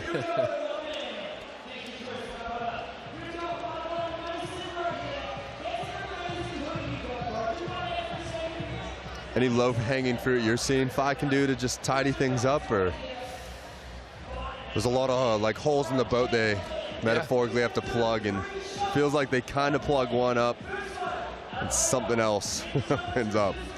Most recent being the Withers threes. I was just going to say, yeah, it felt like that's probably, law of averages, at least recently. Okay, maybe we can live with Withers shooting threes, which seems a wild thing to say out loud, but as you say, you tidy one part up, there's something else to be exposed potentially. And if you're the Whai coming in, you're maybe a coach looking at, stats recently, it's like, is there a guy we can help off a little more tonight? And you might see that 1 and 3 for Withers and be like, yeah, you know what, let's just give that a nudge, see if it works. And so now maybe in the timeout, you plug that hole. You space the floor out too much, take away threes. It's now probably Andrews on the rim or Cho getting downhill. Yeah, it was just a lot of different things to worry about. Actually, you don't have to worry about Cho getting downhill because he's not in the game, so.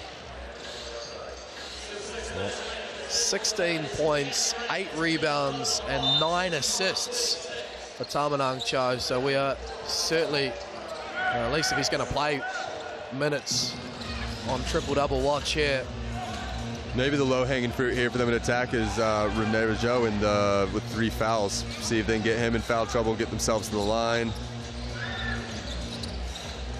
Oh, nice work by young Hopoi, but swatted by Andrew. Just the length defensively they're able to show inside. Oh.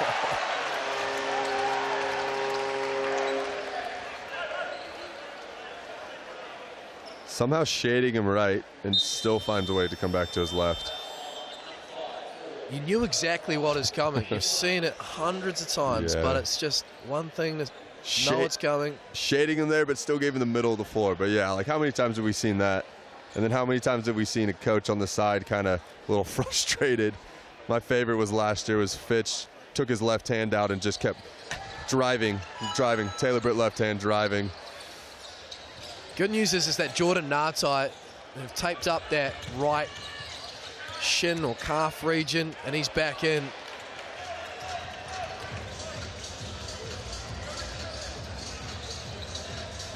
At some stage you wonder whether, oh, great work. Hopoi, he's had some nice touches at both ends. Yeah, good hands from the youngster. See what they can do with this. This younger brother of Carter Hopoi. Doesn't go on that occasion. I like the confidence. Yeah. Seems every time they kind of, they get a matchup, maybe they wanted to attack Jake in the coverage. And they flood the floor defensively, and then you get Taylor Britt going the other way.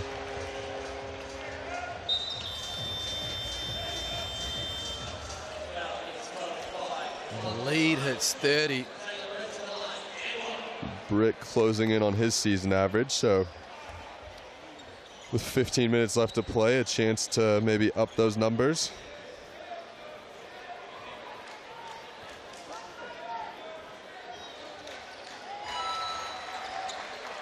Well, the margin of victory last week was 35. This has been some 6 days for the Rams.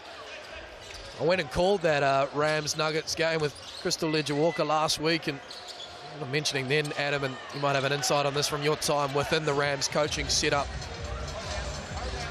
After a loss, the Rams just seem, it's almost like poking the bear. And do you go even deeper after a loss? I know you hear professional sports teams say, we review a win, we review a loss, but it just feels like this edge. Yeah. I've noticed over the years after a Rams defeat, and they come in with a real purpose. They take it personal. Yeah, the old, you learn more in a loss than you do a win. But it's probably because of, what it taps into emotionally too. It hits the pride. And then anything you are doing not well, that's going to be magnified 10 times. So whatever they would have got from that Huatara loss, and again, great effort by them to come back nearly at the end, had a chance to win it, and then just couldn't quite execute there in the final seconds in the clutch. But I know that QC and the rest of that coaching staff would have dissected that film time and time again. The players would have bought into whatever was being told to them, and like you said, they came back roaring. And I know one thing they were super disappointed in, and again, you might be able to correct me if it's something they've hung their hat on, but to concede 100 points to the Tuatara. And I spoke to Taylor Britt, who's saying, their expectation 40 minutes of basketball is 80. That's sort of their benchmark. Since then, 58. The Nuggets scored last week. Fire on 36 after 2.5 quarters.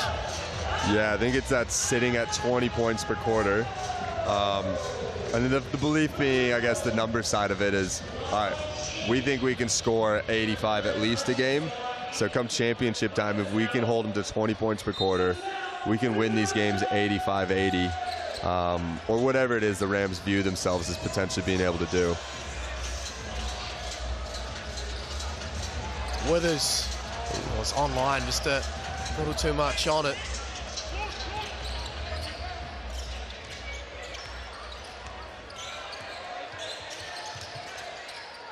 Scheming, Bazan, Hopoi. Oh. Another one. Oh. Holmes. On one side, the Phi seemed to just get all these little rim rattlers going in and out. And then a one-legged runner in transition. Jake Holmes finds nothing but net. There it is, nice back cut. Shooting at 50% from the field now, the Rams. And you're right, Adam, it feels like those ones that aren't falling for the fire certainly are for the hosts. There's Britt now showing his strength. He's quietly put himself together a third quarter here. Taylor Britt up to 21 points now. Of course, had that 33-point game in the loss to the Tuatara. Oh. Too casual there from Ngatai. Maybe just not having the lift in that leg to be able to get off the ground affecting him there. All right, they got a 5-on-4 going back the other way with Taylor down. Can they capitalize? Ngatai, corner three. There it is. Bang.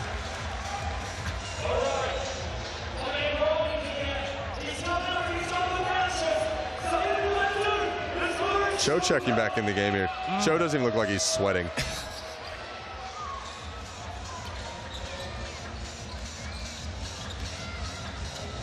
Holmes, wow. This young man out of North Canterbury every week. Old Holmes, He's a bit man. of a unicorn, isn't he? Oh. This young kid. His rate of development has been unreal to watch. We need to appreciate it and enjoy it here in Christchurch and in the NBL while we can. Off to college. And he's someone who, again, he's not always been, you know, I don't know, we don't have blue chip recruits here, but he hasn't been, you know, the touting. Your E-Hawkers and Manas, they've kind of been known in the basketball community for a while. Jake's someone who, oh, here we go. Oh, he blew a tire. Oh, yeah. Hopefully he's all right. He's got that left knee with a bit of tape on it, so yeah, hope he's okay there. But it's just more, it speaks to the work ethic he's put in to really grow his game. There you go. He's in the help defense, fights over a screen, and then Peel switches. Ooh, just tough finish by Bazant, though, getting it over the top of Renee.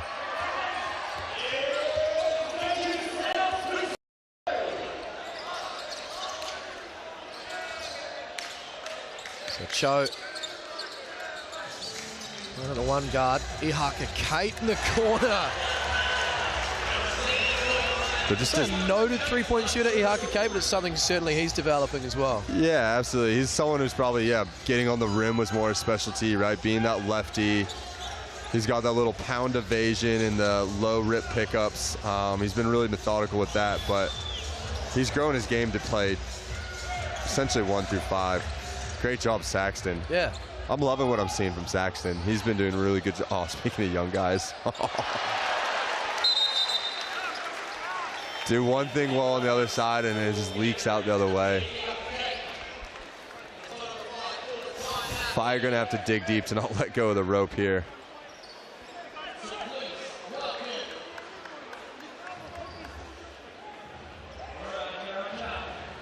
Still that frustration with some of the calls or perhaps non-calls out here tonight. A Rams unit that's up by 35. Just having a look down at that far bench. And it's that real sort of emotive type speech here from Matt Lacey. Can't quite pick it up on camera, but he's just imploring his team to show, you know, in all likelihood, not going to get the win tonight, but at least maintain our standards, keep some respect. And if they're sitting 6th, you're going to have to play one of these top seeds if you do want to get to where you want to at the end of the year. So this is, you know, hey, fellas, can we mentally reset, treat this fourth quarter as something we'd like to win, or whatever's left in the third as well. But, you know, this last half of the game, can we at least kind of take that as a snapshot, put together our best foot, and see if we can really, you know, figure out how to defeat some of these things the Rams are doing to hinder us tonight.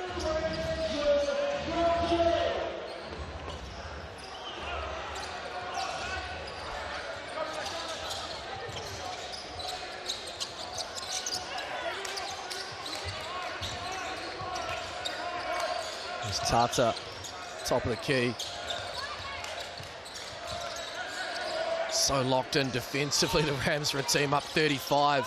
Yeah, if you're a young kid watching at home, or even a coach trying to figure out how to get your team's defense better, watch we call it stunting the stunter, or just being in gap help. And one guy kind of helps, the next guy's on his back. Each time I kind of highlight a defensive play, it helps the Phi here. So, but good on them getting in the paint, just keeping that score ticking over. Yeah, Bazan's had some flashes. He's into double digits now with 10. Shot clock goes off there late in the third.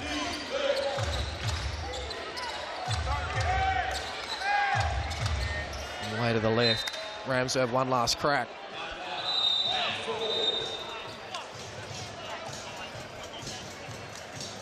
Add a few seconds onto the clock here. We'll get back to somewhere towards 10. Plenty of time.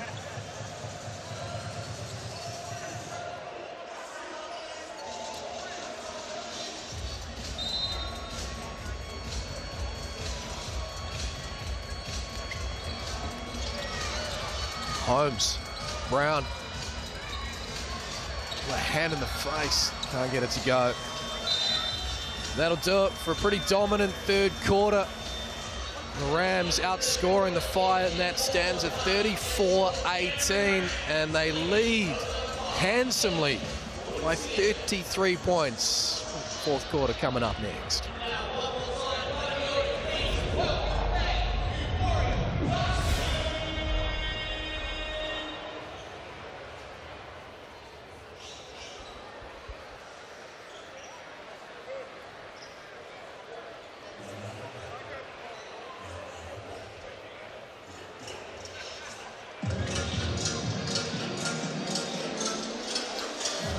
Are you still enjoying things on TikTok? Nick and Adam here just having a wee scan through to see if there's any comments that we might have missed. 6-7, right. So I don't get that. I'm in my mid-30s, early 30s. I believe it stems from a LaMelo Ball meme, TikTok. Someone asking about his height. He wasn't sure, rounded it out. Okay. That's the best I can do for you here, Nick.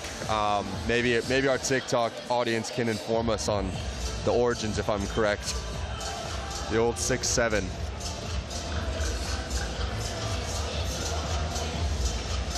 Appreciate the shout out from Jaden Boucher. Oh, very good. Tuning in.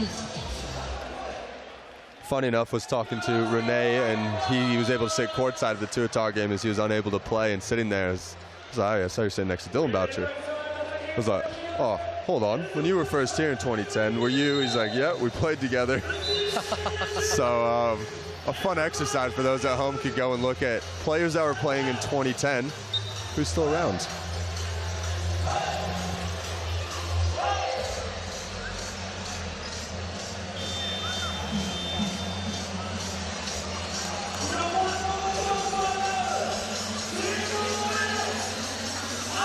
Fourth quarter here at Parakiore.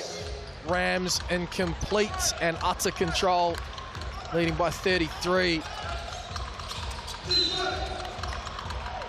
And when they love a third title in 4 years, Sal's Champ 26. You can use that online code for a $30 large cheese pizza. Thanks to our friends at Sal's.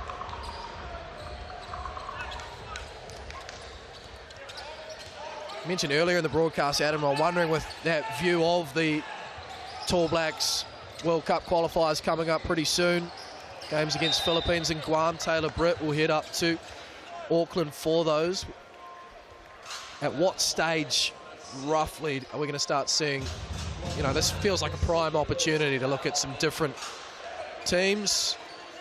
Yeah, I wonder if it's something that Q's thinking of already, or it's just, hey, we'll face that problem when we arrive and just push this thing out as much as they can. But yeah, like we said, we'd expect to see a little bit of point Walt, see what other guards kind of help with, maybe some Gus Dallow. We really like the control and poise he shows in the Rapid League games. It's my understanding it'll be the games against the Jets, which is here at Parakiore on the 3rd of July, and then against the Airs, also here at Parakiore, Thursday night. That's July 9, where they won't have Taylor Britt. Yeah, they should have him for the Southland Sharks game, which is one I've sort of circled in the calendar, having after what happened here in Christchurch That's on the 1st of July, so pretty busy little stretch there. Yeah, and that one's down 3 in the games in 8 days. down there in the Shark Tank. Yeah. Oh. Big dunk from Andrews. The Jets one, though, the Jets will be missing, I believe, Ty Webster from that side. So both teams down a star guard. So whoever the young fellow for the Rams that gets to step up most likely gets the delight of guarding Decory Webster, which is no easy task either, is it? And speaking of Tall Blacks duties, of course, Jordan Ngatai, Ruben Tarangi, and at this stage we don't actually know the nature of Tane Murray's injury, but he is in Judd Flavel's Tall Blacks squad. So they've got 3 critical pieces, really. That's going to be fascinating how Matt Lacey deals with that period. Again, just looking at their schedule. Game against the Tuatara on the 4th of July, and then the Saints on the 10th. So they may get the 3 back for the Saints. You get in a tricky situation as a coach because you want to see your players succeed at the highest levels. But then you're also going to miss them like crazy when you're trying to, win some of these games and keep yourself in that playoff contention. Good news is those 2 games against Philippines and Guam, we're live on Sky. Enjoying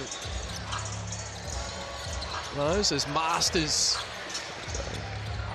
First basket of the night. We know, secondary school perspective, how much of a scoring threat he can be, but just hasn't quite been his night tonight so far. Rougeau.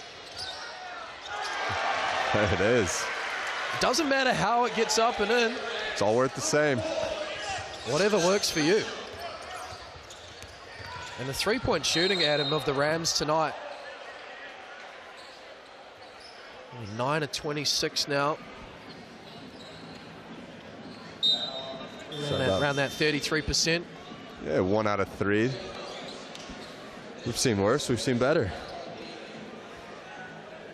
It's really kind of just that ability to get downhill on the glass, and then the defense. If you're holding pat in the 4th quarter with 52 points, you're going to put yourself in some good positions to win ball games.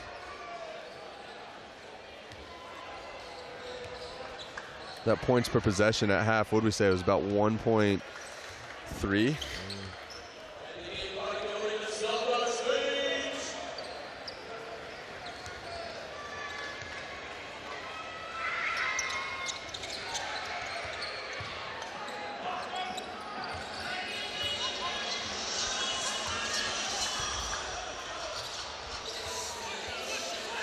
Tata and Hallboy about to check in for the Flyers. Brown continues to go to work. And speaking of Tall Blacks, Adam, that's one guy I know there's plenty of depth in and around that small forward position, but here's a guy who's played for his country. Yeah. Red hot start to the season. He must have been close. A Judd Flavel favourite from his Rams days. Yeah, absolutely. Someone who'll be very familiar with that system, and knock on wood, but if there's an injury, I wouldn't be surprised if he's not too far down the checklist there. But yeah, just that finish alone. I mean, comes off the pin down. I think, not sure who's defending, thought he was going for the reverse layup, use the rim to protect, and the last second Walt pulls back, finishes on the strong side. So just a really crafty finish. And then we got fouling a 3-point shooter on the other end. So they're hanging around that 30 mark. Don't know if pulling it back for the wins in question, but that point differential does matter. So I'm sure if they could pull it back to less than 20, that'd be maybe a small win for the Phi here tonight.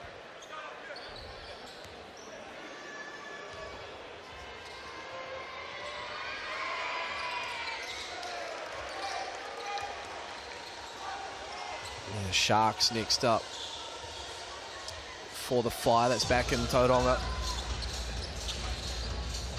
on Wednesday. 5-day turnaround for Matt Lacey's men.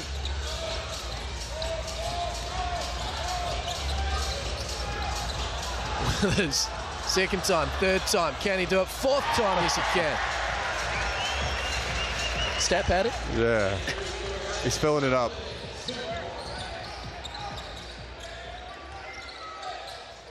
Oh, highlight moment there for Nick Tata.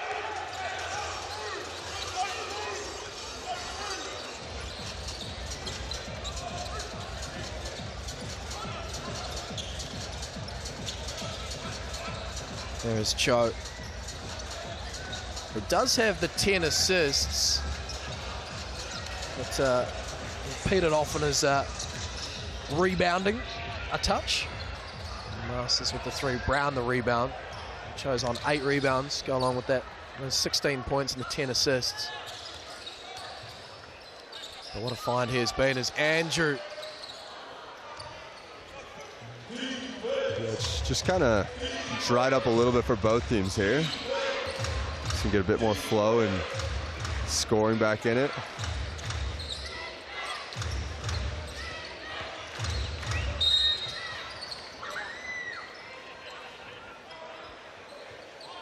It's a move Tauranga is just so crafty with. He's able to kind of hook his elbow right around on those drives. So if you don't have a great angle, he's going to just get you.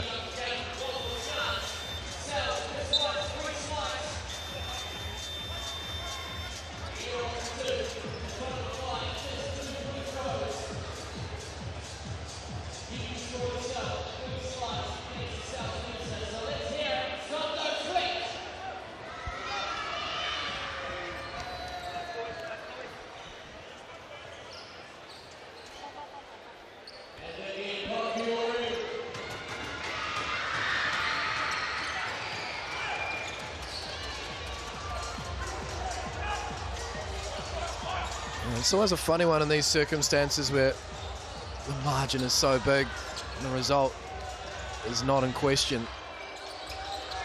Can get a little bit scrappy. The crowd are less engaged. Arguably the commentators are less engaged. Oh. What hustle by Brett, saving that one.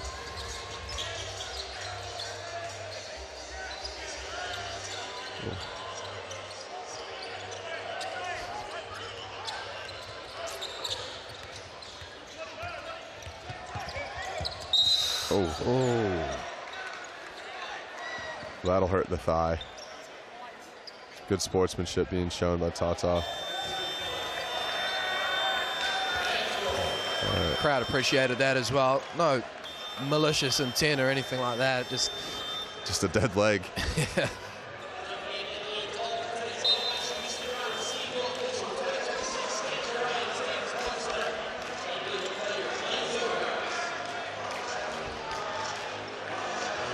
Joshua Kelly checking in for the first time in NBL action tonight.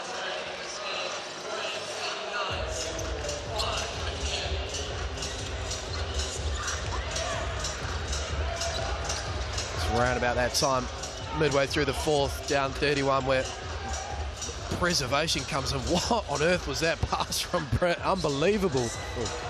Can't get the finish. Deep in the bag at the minute. Nahatai wanting it, and Brett on him. Loose from Hopoi. Rougeau. Oh, it's a little strong. Jet Thompson now. Lovely pass and fine. Finish, Gianni Saxon. I think Taylor feels he almost could have got that.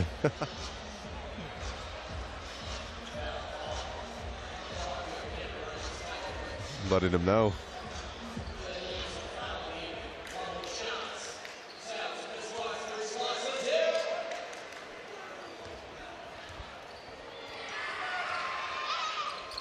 Oh, that's the story of the night right there for the 5. Yeah, I've really liked Gianni Saxon. Of course, some info via Mike Lacey for the Auckland Huskies back in 2021. Just showing his skill at both ends here. Yes, Withers is in the wars again. He's taking a rest.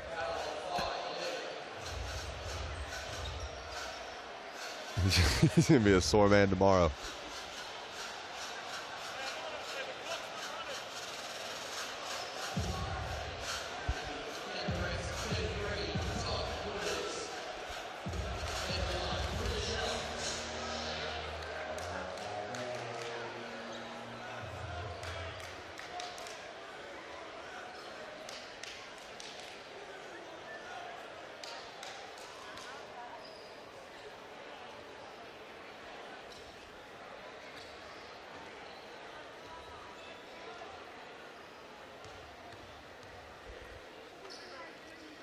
Probably around that time, Adam, we should start thinking about commentators, MVP. What do we got for options? It's probably down to 2 guys. Yeah. Cho and Britt. I've got one more. Enlighten me. Ooh. This man centering your screen. Thoughts? Yeah, you know what? That's not, kind of doing all the small things off the ball. 8 rebounds, half of them off the glass, 2 assists, 3 steals. He just kind of doesn't care if the ball's going in.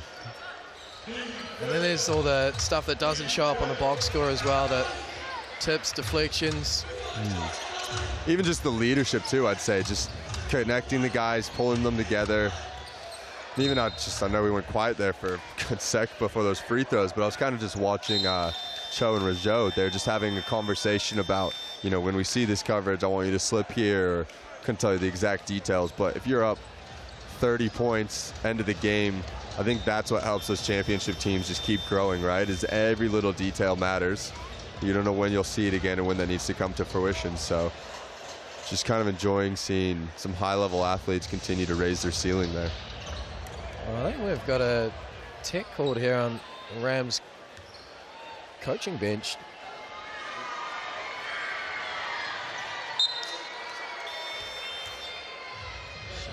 Free throw in possession. It's been a fair bit of chat all evening, it's fair to say. I think the Bartercard officials have, their patience has been worn thin. They've heard enough.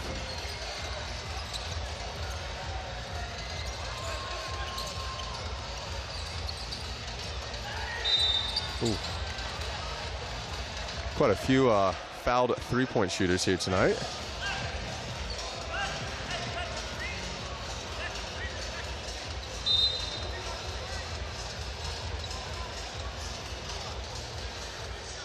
And I think figuring out what sort of press they want to come out of here with.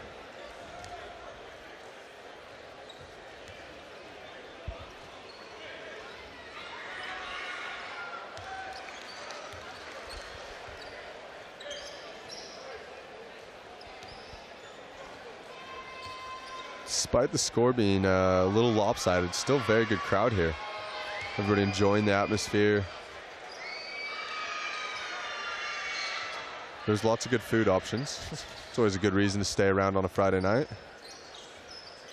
Why do takeaways when you can just walk to the corner here?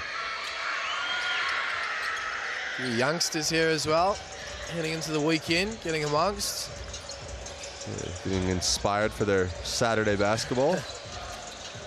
Say, some of them might be playing on this very court tomorrow morning, so.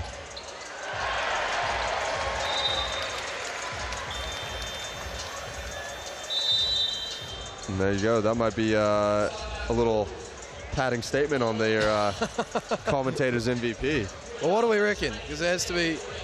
Are you with me? You got so. No, I mean, it seems a little bit silly to go against Cho, I suppose, statistically. I gave it to him last week. If that's what you were. It does, maybe. But I feel like he's a guy that we're going to hear lots from, see lots from. He's not going anywhere, old Cho, especially when Taylor's out of the fold. Yeah. And I think Withers is just. He's a glue guy and a 3-and-D guy all at the same time, and the statistics don't match what Cho does, but I don't think they can do what they're doing without a guy like Withers. So I'm going to back you up on that one. And the other one, Withers is a great interview, and I'm sure the people would love to hear from him. So, and just in terms of the plus minus plus 27. So our plus minus MVP. Our plus minus MVP. Hey, the V stands for valuable, Adam. Doesn't stand for points or assists. Most valuable player. And we were talking earlier about adding value. And you don't just have to be the guy that puts up the most shots to be that guy. So, yeah. 100%. Todd Withers, let's lock it in. Commentator's MVP tonight.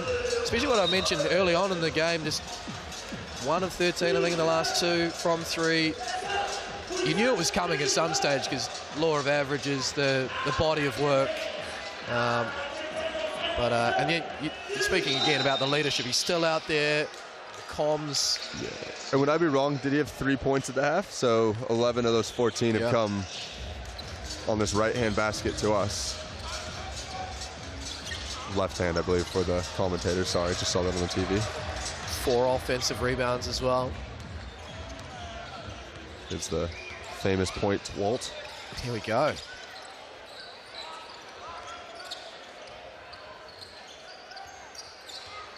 There you go. So we'll get a few minutes here. I think maybe as Walt is that one.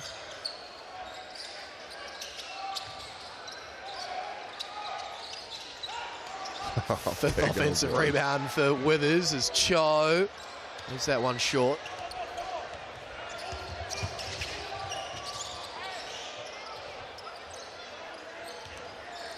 Ty does well to get out of that trap.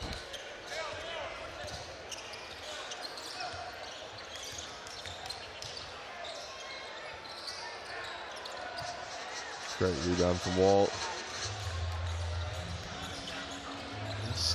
So many misses in close to the basket tonight. The Fires. Cho loses his footing on his haunches for the moment. Saxon gets up. Did Kate get a piece? Unreal hustle by Kate there. How many guys would just let that dunk go? Instead, Kate beelines it from the opposite baseline. Gets a piece on that. Maybe we'll see the replay, but that was some unreal work by the young guy.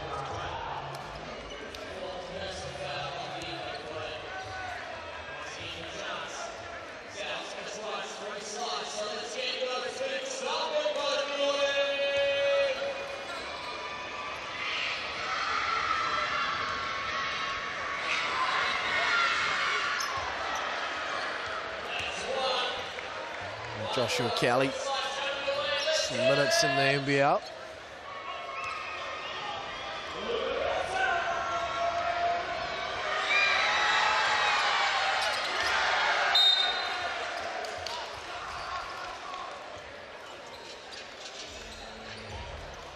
As Jordan Natai checks out perhaps for the final time tonight.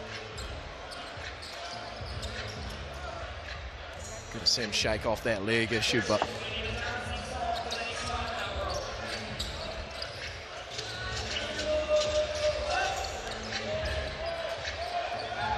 Andrew strong.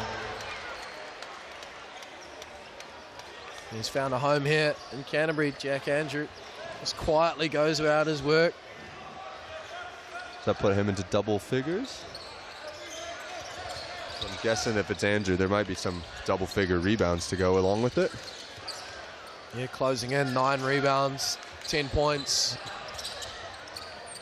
Pretty much averaging a double-double this season, Jack Andrew. Be interesting to see if some of these young Rapid League players get to play a few of the last waning possessions we have in this game, or Coach Clinton decides to finish out with his main fellows. Keep running that point Walt lineup and see what it brings. Ihaka Kate, not for the first time tonight, corner 3. He's helping out with the plus minus on the point Walt minutes.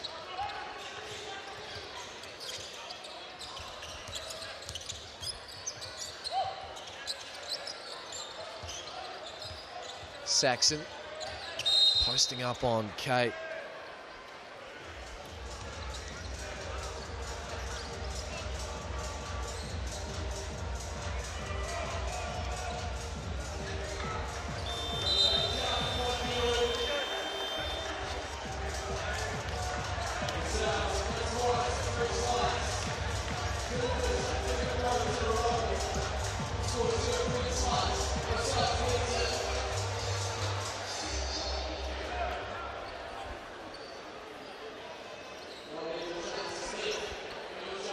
Coach Lacey giving some of his youngsters some time out here after a Rapid League win earlier tonight. That's a CJ Flavel, Flynn Rapson out there. Do you think if those youngsters on the Rams won the Rapid League game, they get to play at the end of the blowout? But since they lost, Punishment. It's punishment, and you just get to sit there and watch. You might be onto something there. Little incentive. I keep looking down the bench, but yeah, I don't know. I don't think we'll see him. I think we'll finish out with this lineup here tonight. maybe Rams want to make it to 100 points first.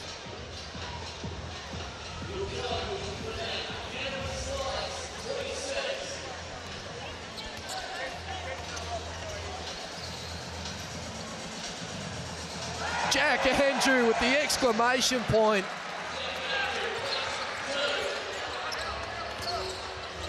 And 100 very much within reach here. Oh my goodness, a late dunk show here. Double explanation.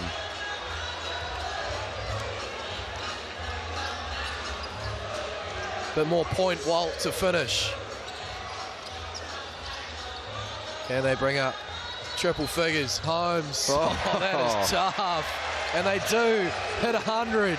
Raise the bat, Canterbury. The fellow North Cantabrian helping out the point Walt plus minus minutes.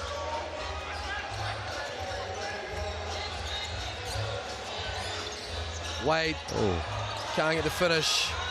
They'll just dribble it out here, the Rams, and win their 10th of the season. Another dominant performance at home. A 32-point victory. Rams 101-569.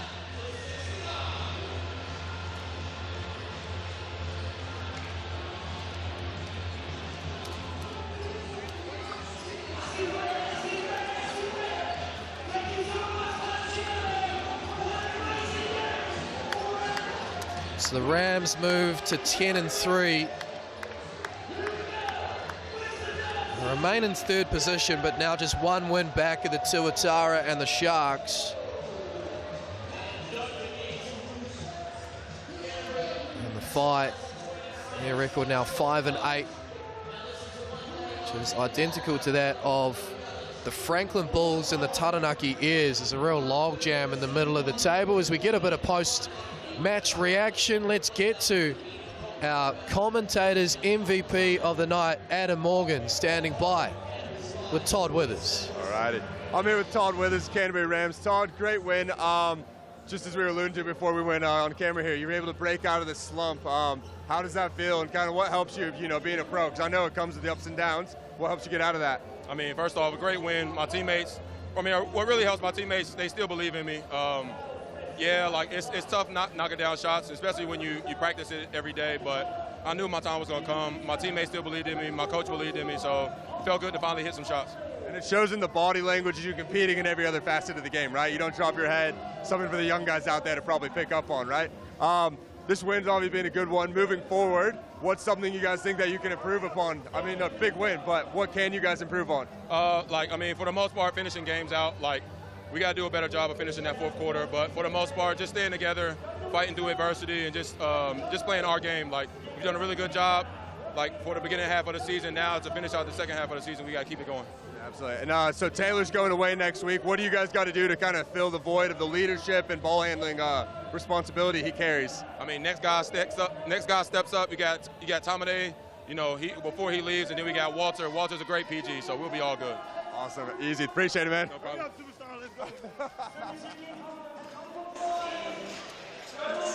Thank you, Adam. They always wait for every member of the Rams team to be there for the post-huddle.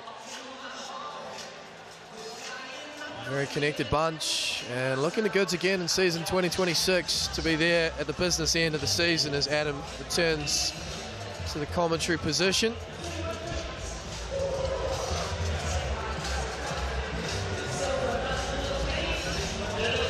As we take a look at some of those key stats, and Taylor Britt led the scoring there as Todd Withers there with 14.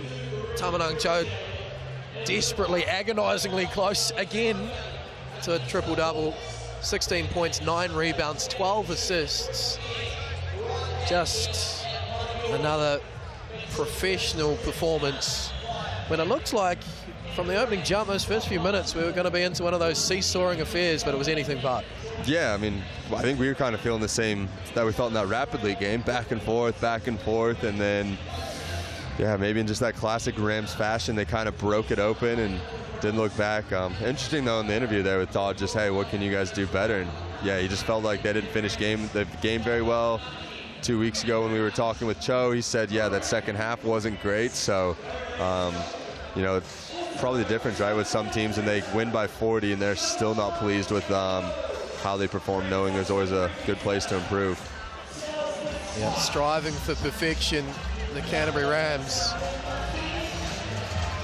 Missing out on that three-peat, of course, last year. Shout out to Carney Saxon, 4 steals there. Started strong in Rapid League, and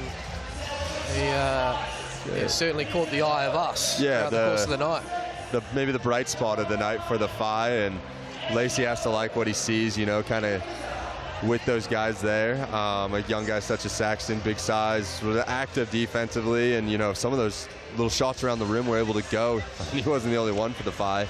But, yeah, I think really impressed with the way he was able to just kind of stay composed through both of those games and contribute. This is what's coming up over the weekend. Nuggets airs next tomorrow, and we've got the Tuatara and the Hawks as well. Our Sunday feature game, which is also going to be on Sky Open. The Franklin Bulls hosting the Wellington Saints, and then the Sharks will be circling for blood after their 10-game win streak ended. They take on the Hawks in Napier on Monday. But that'll do from us here in Ōtautahi, Christchurch. Canterbury Rams far too good in their home gymnasium. Thanks to our production team here on the ground. My thanks to Adam Morgan. Nick Bewley here, signing off. Have a good rest of your weekend.